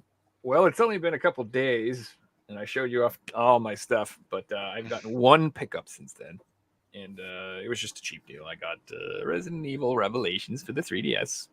It's not the greatest way to play this game. I don't recommend this version, but like I said, it was cheap, and I had the other Resident Evil game, so that's what I'm talking about, like the completionist part of me, where I'm just like, well, I have I have to get both of them. You know what I mean? Yeah, and you can't have Revelations 1 without 2. Well, this one is it's not it's a Mercenaries 3D. This is I believe an exclusive 3DS Resident Evil game. I don't think this came out on anything, but this is obviously on everything. You should play this on PS4 or Vita or something like that, because this one has you need 2 analogs, and like the 3DS XL, all you get is that little pencil erasing number to do it, which is just awful. But you can get I think they sell this thing called the Boat. It's like this Japanese add-on you can get that you put your 3DS in, and it gives you a right analog stick, and it makes the whole thing bigger and easier to hold. So they're actually awesome if you can find them, like $40-$50 to $100, something like that. Find them new. But one thing that was funny about this, I didn't realize this, but they freaking nobody can spell anymore, dude. What the hell? Revelatons. How did that make it through? Like, they're all like that. On a Resident Evil game. For God's sakes, dude. This isn't like this is like a pretty well-known series. You figured somebody who can read would be in charge of making the goddamn labels. And it's not the first release of that game either. It happens. Copy and paste the title from the original version. This is another one. Look at this game. Said to change it. What's this game called? What's that say? Game Deck. Game Okay. Deck. The hell does that say? It's like I got this like the same day Sean Powers got it, and I'm like, did I get a cool version? He's like, no, they're all misspelled. I'm like, all right, fair enough. Because when you get something messed up at first, you're like, oh, I might have got some weird, crazy misprint. They're like, no, they're all wrong. Like, oh, yeah, that's usually how it goes, because they usually have like big runs of prints, and if one is wrong, like the entire print run is going to be wrong. It's amazing that happens, but you know, that's life. The chances of one being wrong is like so rare, because it would have had to be like It's someone pretty much bumped the impossible. machine or something. Yeah, it's never going to be one, but there'll be like 100, like a box of them that went out wrong or something. Or like if the printer ran out of ink and it's like a bad printed copy, but they're like, nah, that can go out anyway. Yeah. Did you see the well, Metal Jesus made a video about it, but there was like a which game was it? There's like a black version for a Switch game that came out for Darksiders. Have you seen it? You know what I'm talking about? Like it. Yeah. You know how all Switch games come in a red case? This one's all black, and the spine's even black. It's like the only one that I know of, and it was just, as far as I know, like a misprint version of it, and it's pretty cool. And then now they have regular versions you can get. But yeah, if there's like an all black version, it was a misprint. It's kind of cool. Sorry, go ahead. What do you What you got for us? Oh yeah. So first one I have here is not a game. This is something funny that I found at one of the retro conventions. It's the SingStar That box is board awesome. game. It's a board game. So What? this was A video I don't know. game singing board game. Well, you're Yeah, I don't full know if circle, this folks. came out anywhere else except for Germany. Like because SingStar was really huge here when it came out. Like even my mother played SingStar.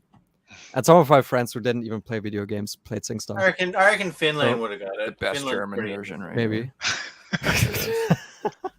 The number one.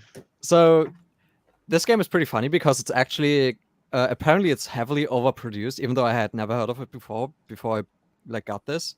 This was like €5. It's really cheap. The way it works, it's really stupid. Like you make teams, and then you draw cards with words on them, and then you like improvise a song out of those words, Oh god. and then the that other sounds players like terrible. have to rate the song or whatever. Oh, It's really God. dumb. It's really, really dumb. It also has a Yeah, you pretend can do it. microphone in there, and really, really bad. I mean, I would have fun with that, but nobody I know can sing with it. Damn, that would be awful, dude. It'd be like rating That's- everyone like Simon Cowell. technically, this is probably the cheapest SingStar game you can get, Yeah. even though it's probably the most expensive one to produce. That's awesome. I also have a couple more. We were talking earlier about like finding stuff out of your region in your own region, Mhm. and I have a good example of that. This is not PlayStation related, but this is Airzonk Oh, that's for the cool. TurboGrafx 16. Yeah, that's like the bonk shmup, right? Exactly, yeah. Complete copies of this are extremely hard to find. I would say so. There are a couple on American eBay right now. They are $1,000. I got this one from a seller on eBay here in Germany. They didn't have any other games, like period. They didn't have any other games on their site. They never sold any game before. They just had this at a Found it in €1 a starting closet. auction. Found it in I a got this closet. for €90 Damn, dude. because apparently no one else saw this, and the seller also didn't know what it was because they had like €1.60 shipping on it, like just because they probably thought this would not sell at all. Luckily, after I asked them, they agreed to ship it in a box, like insured with tracking and stuff. So this was like an insane find. I still have no That's- idea how they got their hands on this. Like, That's guarantee you they like moved into an apartment and found it in the attic, and they're like, "What the hell is this piece of crap?" Put it on the Yeah, the kinda. eBays. It's It's gotta American. be. Anyway, we'll get rid of it. Nobody has a TurboGrafx 16 shmup and doesn't know. You know, especially if they've won. Nobody bought just that game. Like that doesn't make any sense. Like the crazy thing is, the console didn't even come out here, so it's so weird, I don't dude. even know how that game made it over here. It must have been like some kind of heirloom of a relative from the US. Well, Germany, they got all the military bases over there, so I guess They do, there's yeah, probably true. tons of soldiers who leave stuff there for that reason, and weird stuff ends up over there. That's what I think happens with the Japanese stuff. I feel like it's a lot of exchange students, people coming to school, you know, from Japan. They just bring their collections over and they sell it before they leave. They don't want to think- pay to ship it back. I think that's why we have an overabundance of North American Super Nintendo games actually here. Because Makes sense. those came out like in the early 90s when there was still a much bigger military presence of the US in Western Germany. But since a lot of them, all of those bases just got given over to the Germans, but basically, You might need us back. Yeah, and the NTSC ones were a lot cheaper in America than here in Europe. So that's why we got a Yeah, lot of yeah, I NTSC think so as well. versions also in Holland. I have one last one. This is like my. Is it better than the shmup from a Turbo game? That was Yeah. amazing, man. This is To like me, kind of, I know what that game is. It just blew my mind. I think, geez, this is kind of like my holy grail. This is a prototype for a Master System game that never came out. Oh, that's so cool, dude. Awesome. This was the third version of this prototype that ever got discovered. This was from, I found this, I think 2014. I found this. And this is custom-made one. case, or is that like what came in? This is an original case. So this game was developed probably to completion. We are not 100% sure because the game is just pretty unstable and some of the controls are kind of weird. This is basically the same game as the Big Nose game on NES, the unlicensed one from Comerica. You gotta give that to and- Strictly Limited and let them make it into a real game, bro. Exactly. Literally, yeah. And- They will. They're charging $50 for parasol sales right now. So Yeah. You get a free one in the deal and collect it. dude, that's so cool though. I love the Master System, man. That's like other than PS1, that's like my most nostalgic console. That's the first one I played when I was a little kid. Yeah. When I could read, like I played Atari, but like before my brain worked, it doesn't count. When I could like read and remember things, that was the Master System. And yeah, Codemasters, they're known for making racing games. So They're known, like at this time in the early 90s, they were known for ignoring anything that a console manufacturer told them and they just made shit their way and just ignored like all the licensing stuff. They were like pirates basically in the early 90s. Listen, what do you know cartridges? about that game? Have you seen other ones in the market? Are there many of them out there? There's 4 known to exist now. This is one of only 2 that has a box. That's so cool. The way these got out is these prototypes, they were handmade by the studio to be shipped out to publications for review. And in one of the very old forum posts when the first one was discovered in the mid-2000s, one of the old developers stated there were like maybe a dozen made total. That's insane, man. And they were like, you can tell. Actually, I can. Did you get that for 90 euros too? I got this for 120.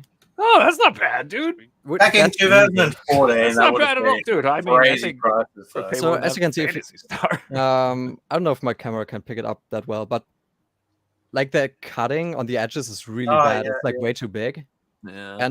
and also the card itself, like you can see it's like hand cut, like with scissors and glued on. Yeah, that's all choppy looking. Because it's just the developers just made those themselves, essentially. I love that. That's amazing. Thanks for showing us, man. Yeah, that's really cool, dude. Is the Master System one of the sets you have a complete set for? Or? Yeah. Oh, dude, that's so dope. Did That you get was like also all the not easy. South American, Brazilian stuff too? Oh, fuck no. Okay, so that's where it gets insane with that because the Master System went on for like another decade or 2 in South America. So I think the last like Master System game released in Brazil was like 2002 or something. yeah, like you wouldn't believe it. You're like, Sonic 3 is on the Master System. What the hell? It's like Mortal Kombat 2. Why is this on here? Like because it all came out on the Master System. Yeah, in Europe, the last that came out was 1996, and that was when the Saturn was out already. That's wild. I love the Master System. It gets no respect. I want a goddamn mini for it. I don't understand what's the Master System is great. Like actually, the density of great games on the Master System is actually insane. There's so many good games. Yeah. Yeah, man. I go on and on, but yeah, dude, I'm a huge fan. You know. Yeah. And, Even like I think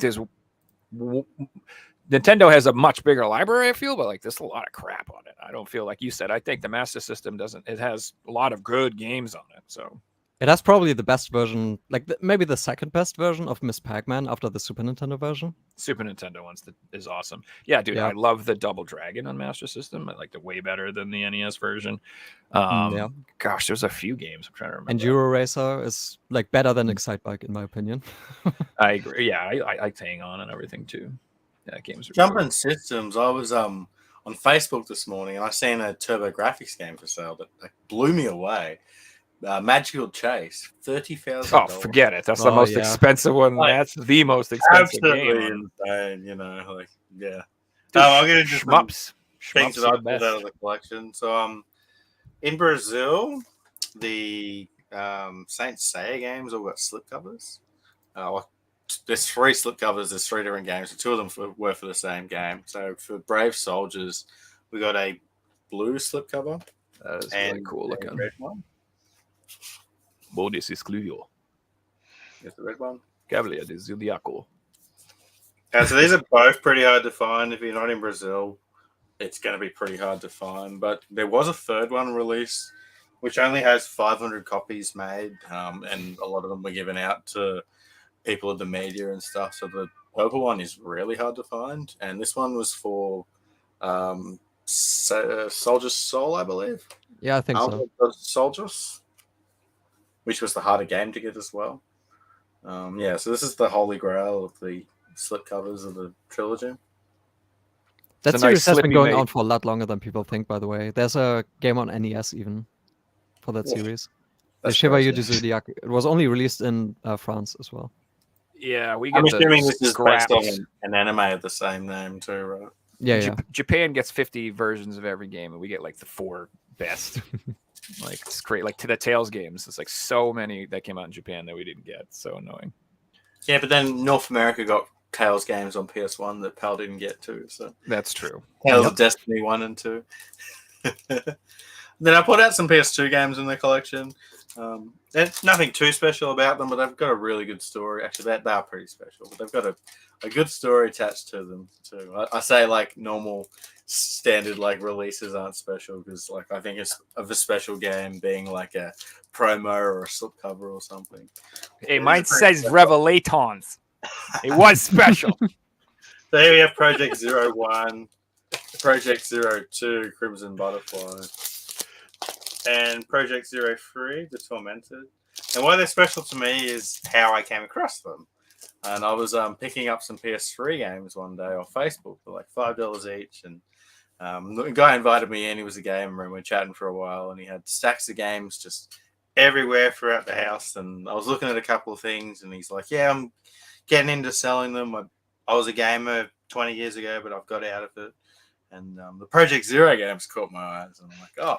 Like I didn't really know much about the series. I'm not really a big horror person, but obviously I'm a collector, so I know that they're collectible.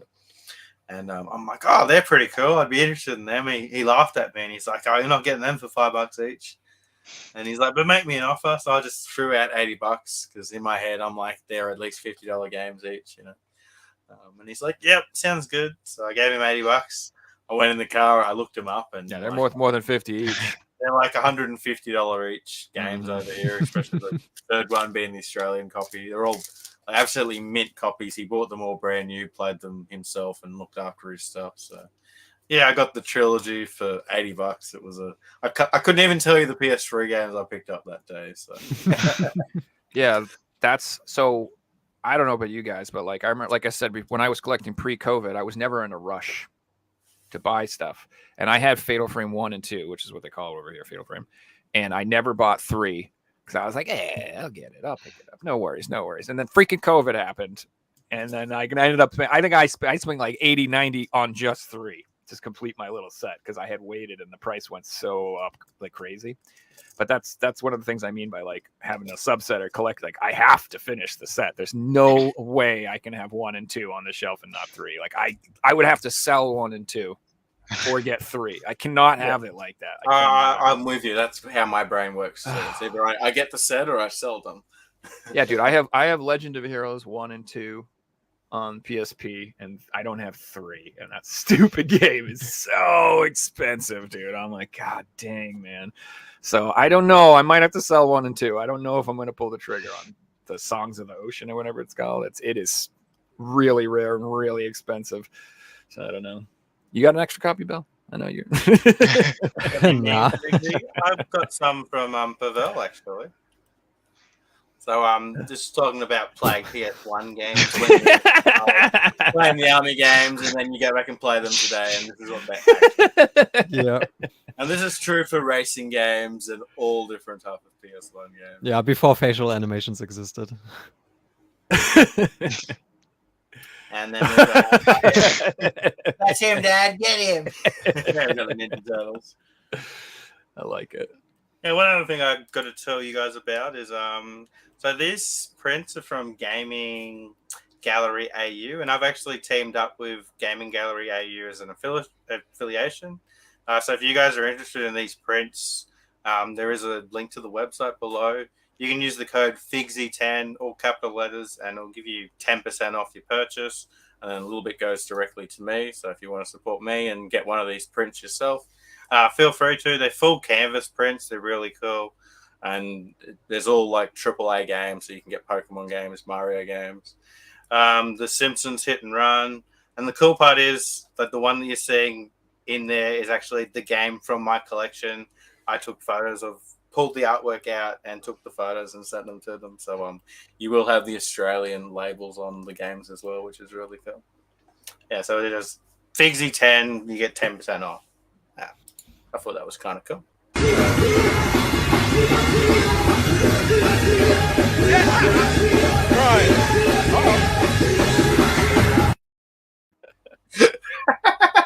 Andy sent that one in, that was cool. That is quality. When my controller dies when I play Trackmania, I just drive off the edge and get into the abyss. Mine was a PUBG, and it would be like 1v1 at the end, and you ran off into the blue zone and killed yourself. Yeah. Do they ship worldwide? They do ship worldwide, and they wrap really well. I was scared to get it in the mail, and I got it, and I was so surprised at like how well wrapped it was. So yeah, it's pretty cool. I'm going to make a video soon where I go in depth of showing you guys what they look like on behind and the sides and everything, because it's not just like a poster, it's a full canvas print. They're like this thick, and they can hang up on the wall and everything. Yeah, they're really cool. Well, Jay dropped out. He had enough of us. Yeah.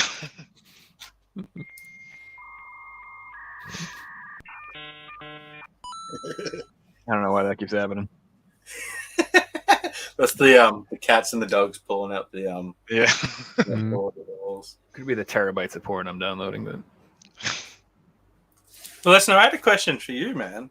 Mhm. So I was checking out your collection, and the Interton VC 4000 you were missing one game for. Yeah. Tell us That about is that console. I talked about it a little bit when I was on the podcast last time. That's like a German developed console from the Atari era as well. They made 37 games. A couple of them are really hard to find. A lot of those consoles like follow the exact same principle collecting wise. There's a bunch of games that are really cheap that everyone has, and then there's like 4 or 5 games that are insanely like expensive, 100x impossible to the find. price. Yeah, And then So- one game that's like 10 grand that like no one owns. exactly. Yeah. It's luckily for that for those consoles, it's not that bad because not many people collect them in the first place. I think a fly just went over my window. Yeah, I saw that. Had me black for like a millisecond. Motora! Sorry. But yeah, that last game, I've been missing that for when did I get the last game? Like at the beginning of COVID, I think. So just over 3 years I've been missing that last game. And with those, it's not a question of money. It's a question of actually finding the game anywhere. Mhm. And I just haven't seen a copy in 3 years. And it there's- was there's only nothing I released can in do. Germany, obviously, and you're in Germany. It was also released in Spain, but and the UK as well, but in more limited quantities. So I don't have any hopes of finding a copy Yeah. there. What kind of system is it? I Is wanted it to like ask a about the home PC or- convention. Sorry, Joe, you going? No, I'm sorry. What kind of is it? Like a home PC? Like a what kind of No, computer? it's a console, just like an Atari would be, Okay. with cartridges. It's just not as good. Yeah, fair enough. Sorry. Actually, I can maybe show you. Later, Mike. So the boxes for these are pretty Oh, big those are actually. cool. If you like compare them to like TurboGrafx boxes, they are quite a bit bigger. And they like fold open like this. It's cool. And then there's the Oh, card that's here, and then they double fold and function as a manual. Which I'm sure you need. Like I remember old Uh, games, like you needed the manual. Like you did not know. They didn't tell you what to do at all. For some of them, you definitely do. Of course, some of them are very self-explanatory, but some Burger you, time. you very much do because for those cartridges, like oftentimes there's like 3 or 4 games on one card. Oh, that's cool. Was very common back then. I just remember playing like I had like the Atari XE with the disk drive. And I remember playing like Ultima 2 with the big giant floppies and stuff. And I had like printouts and stuff that I had to find online and to read stuff and the manuals and like, oh man, those games were so hard back in the day because like you just didn't know what to do. And like, especially RPGs. I don't know if you guys, when you were kids, like how many times were you in an RPG where you're just like, I don't know where to go? Like, I didn't play RPGs wandering as a kid, around. so I avoided Did you them. ever play RPGs as a kid that you spent years to finish it because you just got stuck at a point and like it took years to get past it? Yeah, I've been And there. the problem Sorry, good. we got over here is that we speak Dutch and every game we get is in English. So when I was, I think, 4 or 5 years old, I got Pokemon Blue. I completed the game, but I can't read anything on the screen. It's just trying and trying and trying to go over there, to fly over there, to Oh, that's complete the tough. games. That's so tough. You like literally don't know where to go or even who to talk to or what you're doing. It was also with Zelda Ocarina of Time. Like, I couldn't read English at the time, but I finished the game. But it's How the heck do you do impossible when I that? think back. I can barely finish it in English and I know how to read it. I don't know. That's one of the Just, like, advantages here mesmerise because what the words look like, not the actual words and everything. that's one of the advantages here because the German market is so big. Even during the NES era, games were translated, at least the big ones, like DuckTales, like Legend of Zelda. Those have German text in the game, and Listen, even all you're telling us the Super about, Nintendo RPGs as well. You're telling us about a big convention that you went to recently. It wasn't like super big, but like compared to the ones in the US, it's like tiny. But I went to a small like retro convention thing. Spent some money on stuff that I thought I would not buy. As usual with those, I never find the stuff I'm looking for, and I always find other stuff. Start new quests and adventures and things like that. I found 3DO games. Like, that's just, Whoa. I'm not going there to find 3DO games, but hell, if they're there, I'm getting them. Like, where Well, do they're I? impossible to find. So Yeah, exactly. I think I bought 3 3DO games. which ones you get? Any good ones? I mean, there's only like 2 good ones. I got Gex is all right, and Street Fighter, that's okay, I think. Oh, I already had Gex. Let me have a look at my lists. Oh yeah, I got Scramble, Cobra, Syndicate, and Panzer General. Okay. Nice. I remember playing Gex in a Radio Shack when I was a kid and being like blown away. I'm like, Dad, can we get one? And it was like $400 for a 3DO back in like 1992 or whatever the hell it was. He was just like, Yeah. no, not a chance. 0 chance. Honestly, an underrated console. Like it's just The controller was a little garbage, but if the game Yeah. the system was powerful, like it was good. You know what I mean? yeah, the games are honestly fine. Yeah. It just gets a bad rep, especially in the US, I think, because like in Europe the library is much smaller. It's just 81 games, Yeah. but it's more curated, I think. There's a lot of questionable games on that system for sure. I know at the time it came out, it was one of the most expensive systems for the Yeah, plus the dollar. It wasn't like $800 or something. there's something absurd. where like that was in 1993, so that would have been like $2,500 today. You know? It was Yeah. like 2 to 3 times more expensive than a Genesis or what Super Yeah. Nintendo at the time. Of course, it wasn't going to succeed. Yeah, and then the PlayStation 1 came out for much cheaper and like smoked it as far as I'm concerned. Like I was And like, was disc based as well. yeah, and exactly. And then I remember same Radio Shack. That's where I first played a PlayStation 1. They had Twisted Metal on it, and I was like, "What is this?" And I've been addicted ever since. So good. By the way, have you guys watched the new Twisted Metal show? Anybody watch it? It's pretty good. Oh, it's out already? I didn't even know. And it just came out on Peacock, and I have like maybe like 2 episodes left, and it's pretty good. It's not like, I mean, what the hell can you do with that story? Yeah. But it's for what it is, it's quite entertaining. The only thing I don't like about it is that like Sweet Tooth is like he's used a little bit too much as like comic relief, and he's just supposed to be scary. I don't want him to be funny as much. Like I get it, and it is kind of funny, but at the same time, Sweet Tooth should be goddamn terrifying. And he's kind of like not. He's kind of like That's a the nice. ice cream He's truck. kind of like a nice dude, except he murders people sometimes. And that's not what he should be. He should be just completely insane and scary, in my opinion. So that's my only gripe about it. But I do like his character, like either way, like it's good. It's just I mean, it's not like you necessarily play Twisted Metal for the deep lore and character building anyway. So, I mean, I like the stories you get when you beat it with each character. You get like a little thing, but it was like a little blurb, and all the stories are the same. It's like, I'm crazy and I killed my family and I want to sell my soul so I can do this thing. I'm like, all right, sounds good. Correct me if I'm wrong, but did they release the Twisted Metal games on PS5 recently or PS4 with trophies? Part 1, Part 2, and Black. And I bought all 3 of them last night because I was watching that stupid show. Have you played anything yet, though? I want to know. Oh, yeah. Yeah, so Twisted Metal Black looks freaking fantastic. It looks absolutely gorgeous. Twisted Metal 2 looks great. It's definitely showing some age, but it looks nice for a PS1 game. But I mean, it's that, you know, you're not going to be blown away by the presentation. It looks better. Like, I don't know what I'm trying to say, but either way, it doesn't matter because Twisted Metal 2 is amazing. That game is so good, dude. Recommendations. I don't care if it doesn't look that great. It plays great. It controls great. The game itself, the maps, the music, dude. Oh my god, that's for me. What happens is when I play old PS1 and PS2 games, it's the music that gets me, dude. Because I'm like, oh man, I remember listening to this for so long. Or like, you know, you play like some old PS2 game and it's got that soundtrack from like all these bands that were popular back then. And it's just like, I don't know. That's the real nostalgia for me. So I hate remakes because they could never get the original music. It's like always the problem. They never can get that, you know, 10 bands to re-sign up for it or whatever. It's well, look at that, the Grand Theft Auto trilogy. I was so keen to listen to that music again. And like, you know, of course that wasn't going to happen. It's like not like, and that literally kills the experience. I would rather play the original. Seriously, I would to have the right music. I'll take shittier graphics.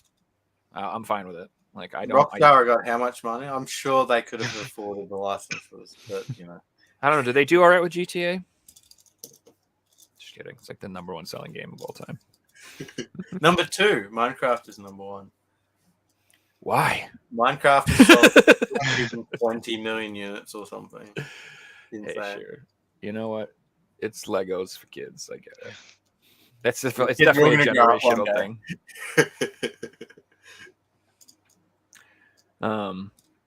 Anyway, it's a good show, and I do recommend getting the games. They're only $10 a piece, by the way, if you want to download them, and they have trophy support, like you said. My question is, do they have online multiplayer? I haven't tried that yet. I really hope they do. If Twisted Metal Black has online multiplayer, I'm probably going to be playing the ever-living crap out of that game because I love that game. It should, right? Like even for PS2, they released Twisted Metal Black online. Like after the original came out, just so you can play online. Mm-hmm. So I would be surprised if they didn't port it with. I bet it has it. It says it has multiplayer. I just haven't tried it yet because I downloaded them like midnight last night. So, but I am excited, and it's funny to me that they didn't put 3 or 4 on there because 3 is terrible. If you've ever played Twisted Metal 3, I think it's like unplayable. Like I can't even play it. 4 is actually okay, but that's when it was switched over like to THQ Studios, and like it's very different from the other ones. But 1 and 2 are dope. 2 is the best in my opinion. 2 is just amazing, so I'd recommend that one more than anything. Dude, you guys ever play like the rooftop levels? Well, that's like you're on this New York rooftop, and there's like all cliffs around the entire sides of it, dude. I used to just always pick Axel and run up to people and bounce their ass off the edges, dude. I still love it. I would never even try to win. All I wanted to do was throw people off the edge with Axel. It was so fun. It's been a while, but I do remember that. PS3 Twisted Metal game. I was a Vigilant 8 kid growing up, and I still don't own any of the Twisted Metal games. So they're just expensive games, you know. And the way I collect is grab I the wait digitals. till I get deals. But these are amazing, and I'd love for them to remake these games. Well, there is supposedly there are remaking rumoredly a new Twisted Metal that is supposed to actually happen on PS4. I heard that as well. Yeah. Yes. Now, what I want, I've said this before too, is I want a Twisted Metal game that has PSVR 2 support, so that I could get a nice steering wheel rig set up, put the helmet on, and play Twisted Metal, and freaking drive around and shoot people with missiles. Oh my god, that'd be so fun, man. That sounds awesome, dude. It would be so dope, but we'll see. And they need something to revitalize it. Like the one on PS3 is a good game, but it just didn't really do well. People didn't seem to be that interested. So I think they need to do something to make it I think the genre just kind of died. Like car combat games in general, like just haven't been doing well at all. No, There's been some really good ones released too, and then they're not selling. So it's a genre that the PS1 days was, a AAA game, and today it's just like an indie game that doesn't sell. It's like they need a new concept with the idea, and it's not just that; it's a full racing game with those modes in it, or incorporate remember Crash mode from Burnout? So good. There's something to be done there that a studio needs to jump on, because you've got arcade races, you've got realism races as a market for that, but you haven't got destruction derby type games that are like AAA these days. Oh, Wreckfest was pretty big, I think. Wreckfest was pretty good. Yeah, that one was all right. But I don't think it was like a huge AAA experience or anything. It was still a clearance title at some point. Yeah. And then they came out with Destruction All-Stars, and that did not do well. But that's a good game. It's a shame, because it is a really fun. game. Yeah, I played it with my buddies, and I enjoyed it. Well, Rocket League is probably the one. Yeah, and Andy's nailed it. Yeah. That's not like car combat. That's like soccer. But it's its own thing. I said soccer, goddammit. I don't care what you guys think. Football. Oh, man.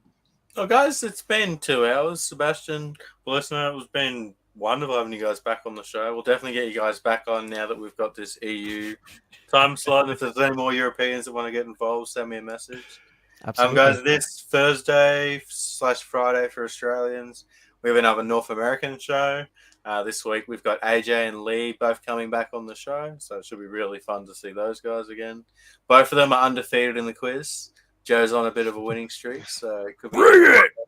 No, I'm not going to beat AJ. Anything you guys want to say before we end the show? No, just thanks for having me again, and I'm looking forward to coming back at some point when there's a slot open. Cool. Yeah, definitely. We'll get more than I'm happy to have 4, 5, 6 people on at once. As long as we can keep the conversations going and not interrupt each other, we'll keep it as many people as possible. Makes the segments more fun as well. Mm-hmm.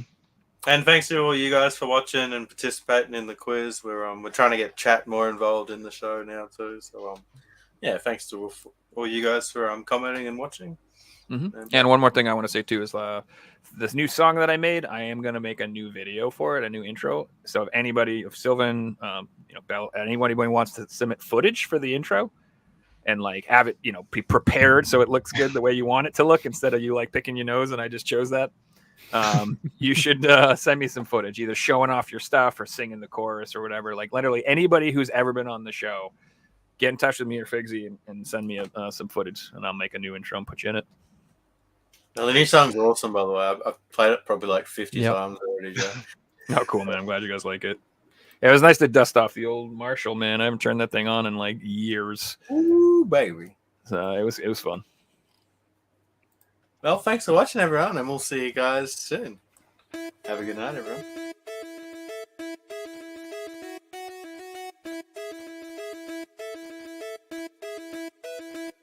You found the coolest place to be, the PlayStation collecting nerds, and come on, won't you sing with me? Welcome to the show. Gather round the boys and girls, collectors from around the world. Let's show the people what they need to know. Welcome to the show. Gonna talk again when we got the fans. Gonna put their knowledge to the test. Gonna laugh and need, gonna live the dream. Gonna show you things you've never seen. Gonna sing the song to the break of dawn. Gonna rock this party all night long. So come on everybody, let me see you dance. Get yourself ready for one more chance. You found the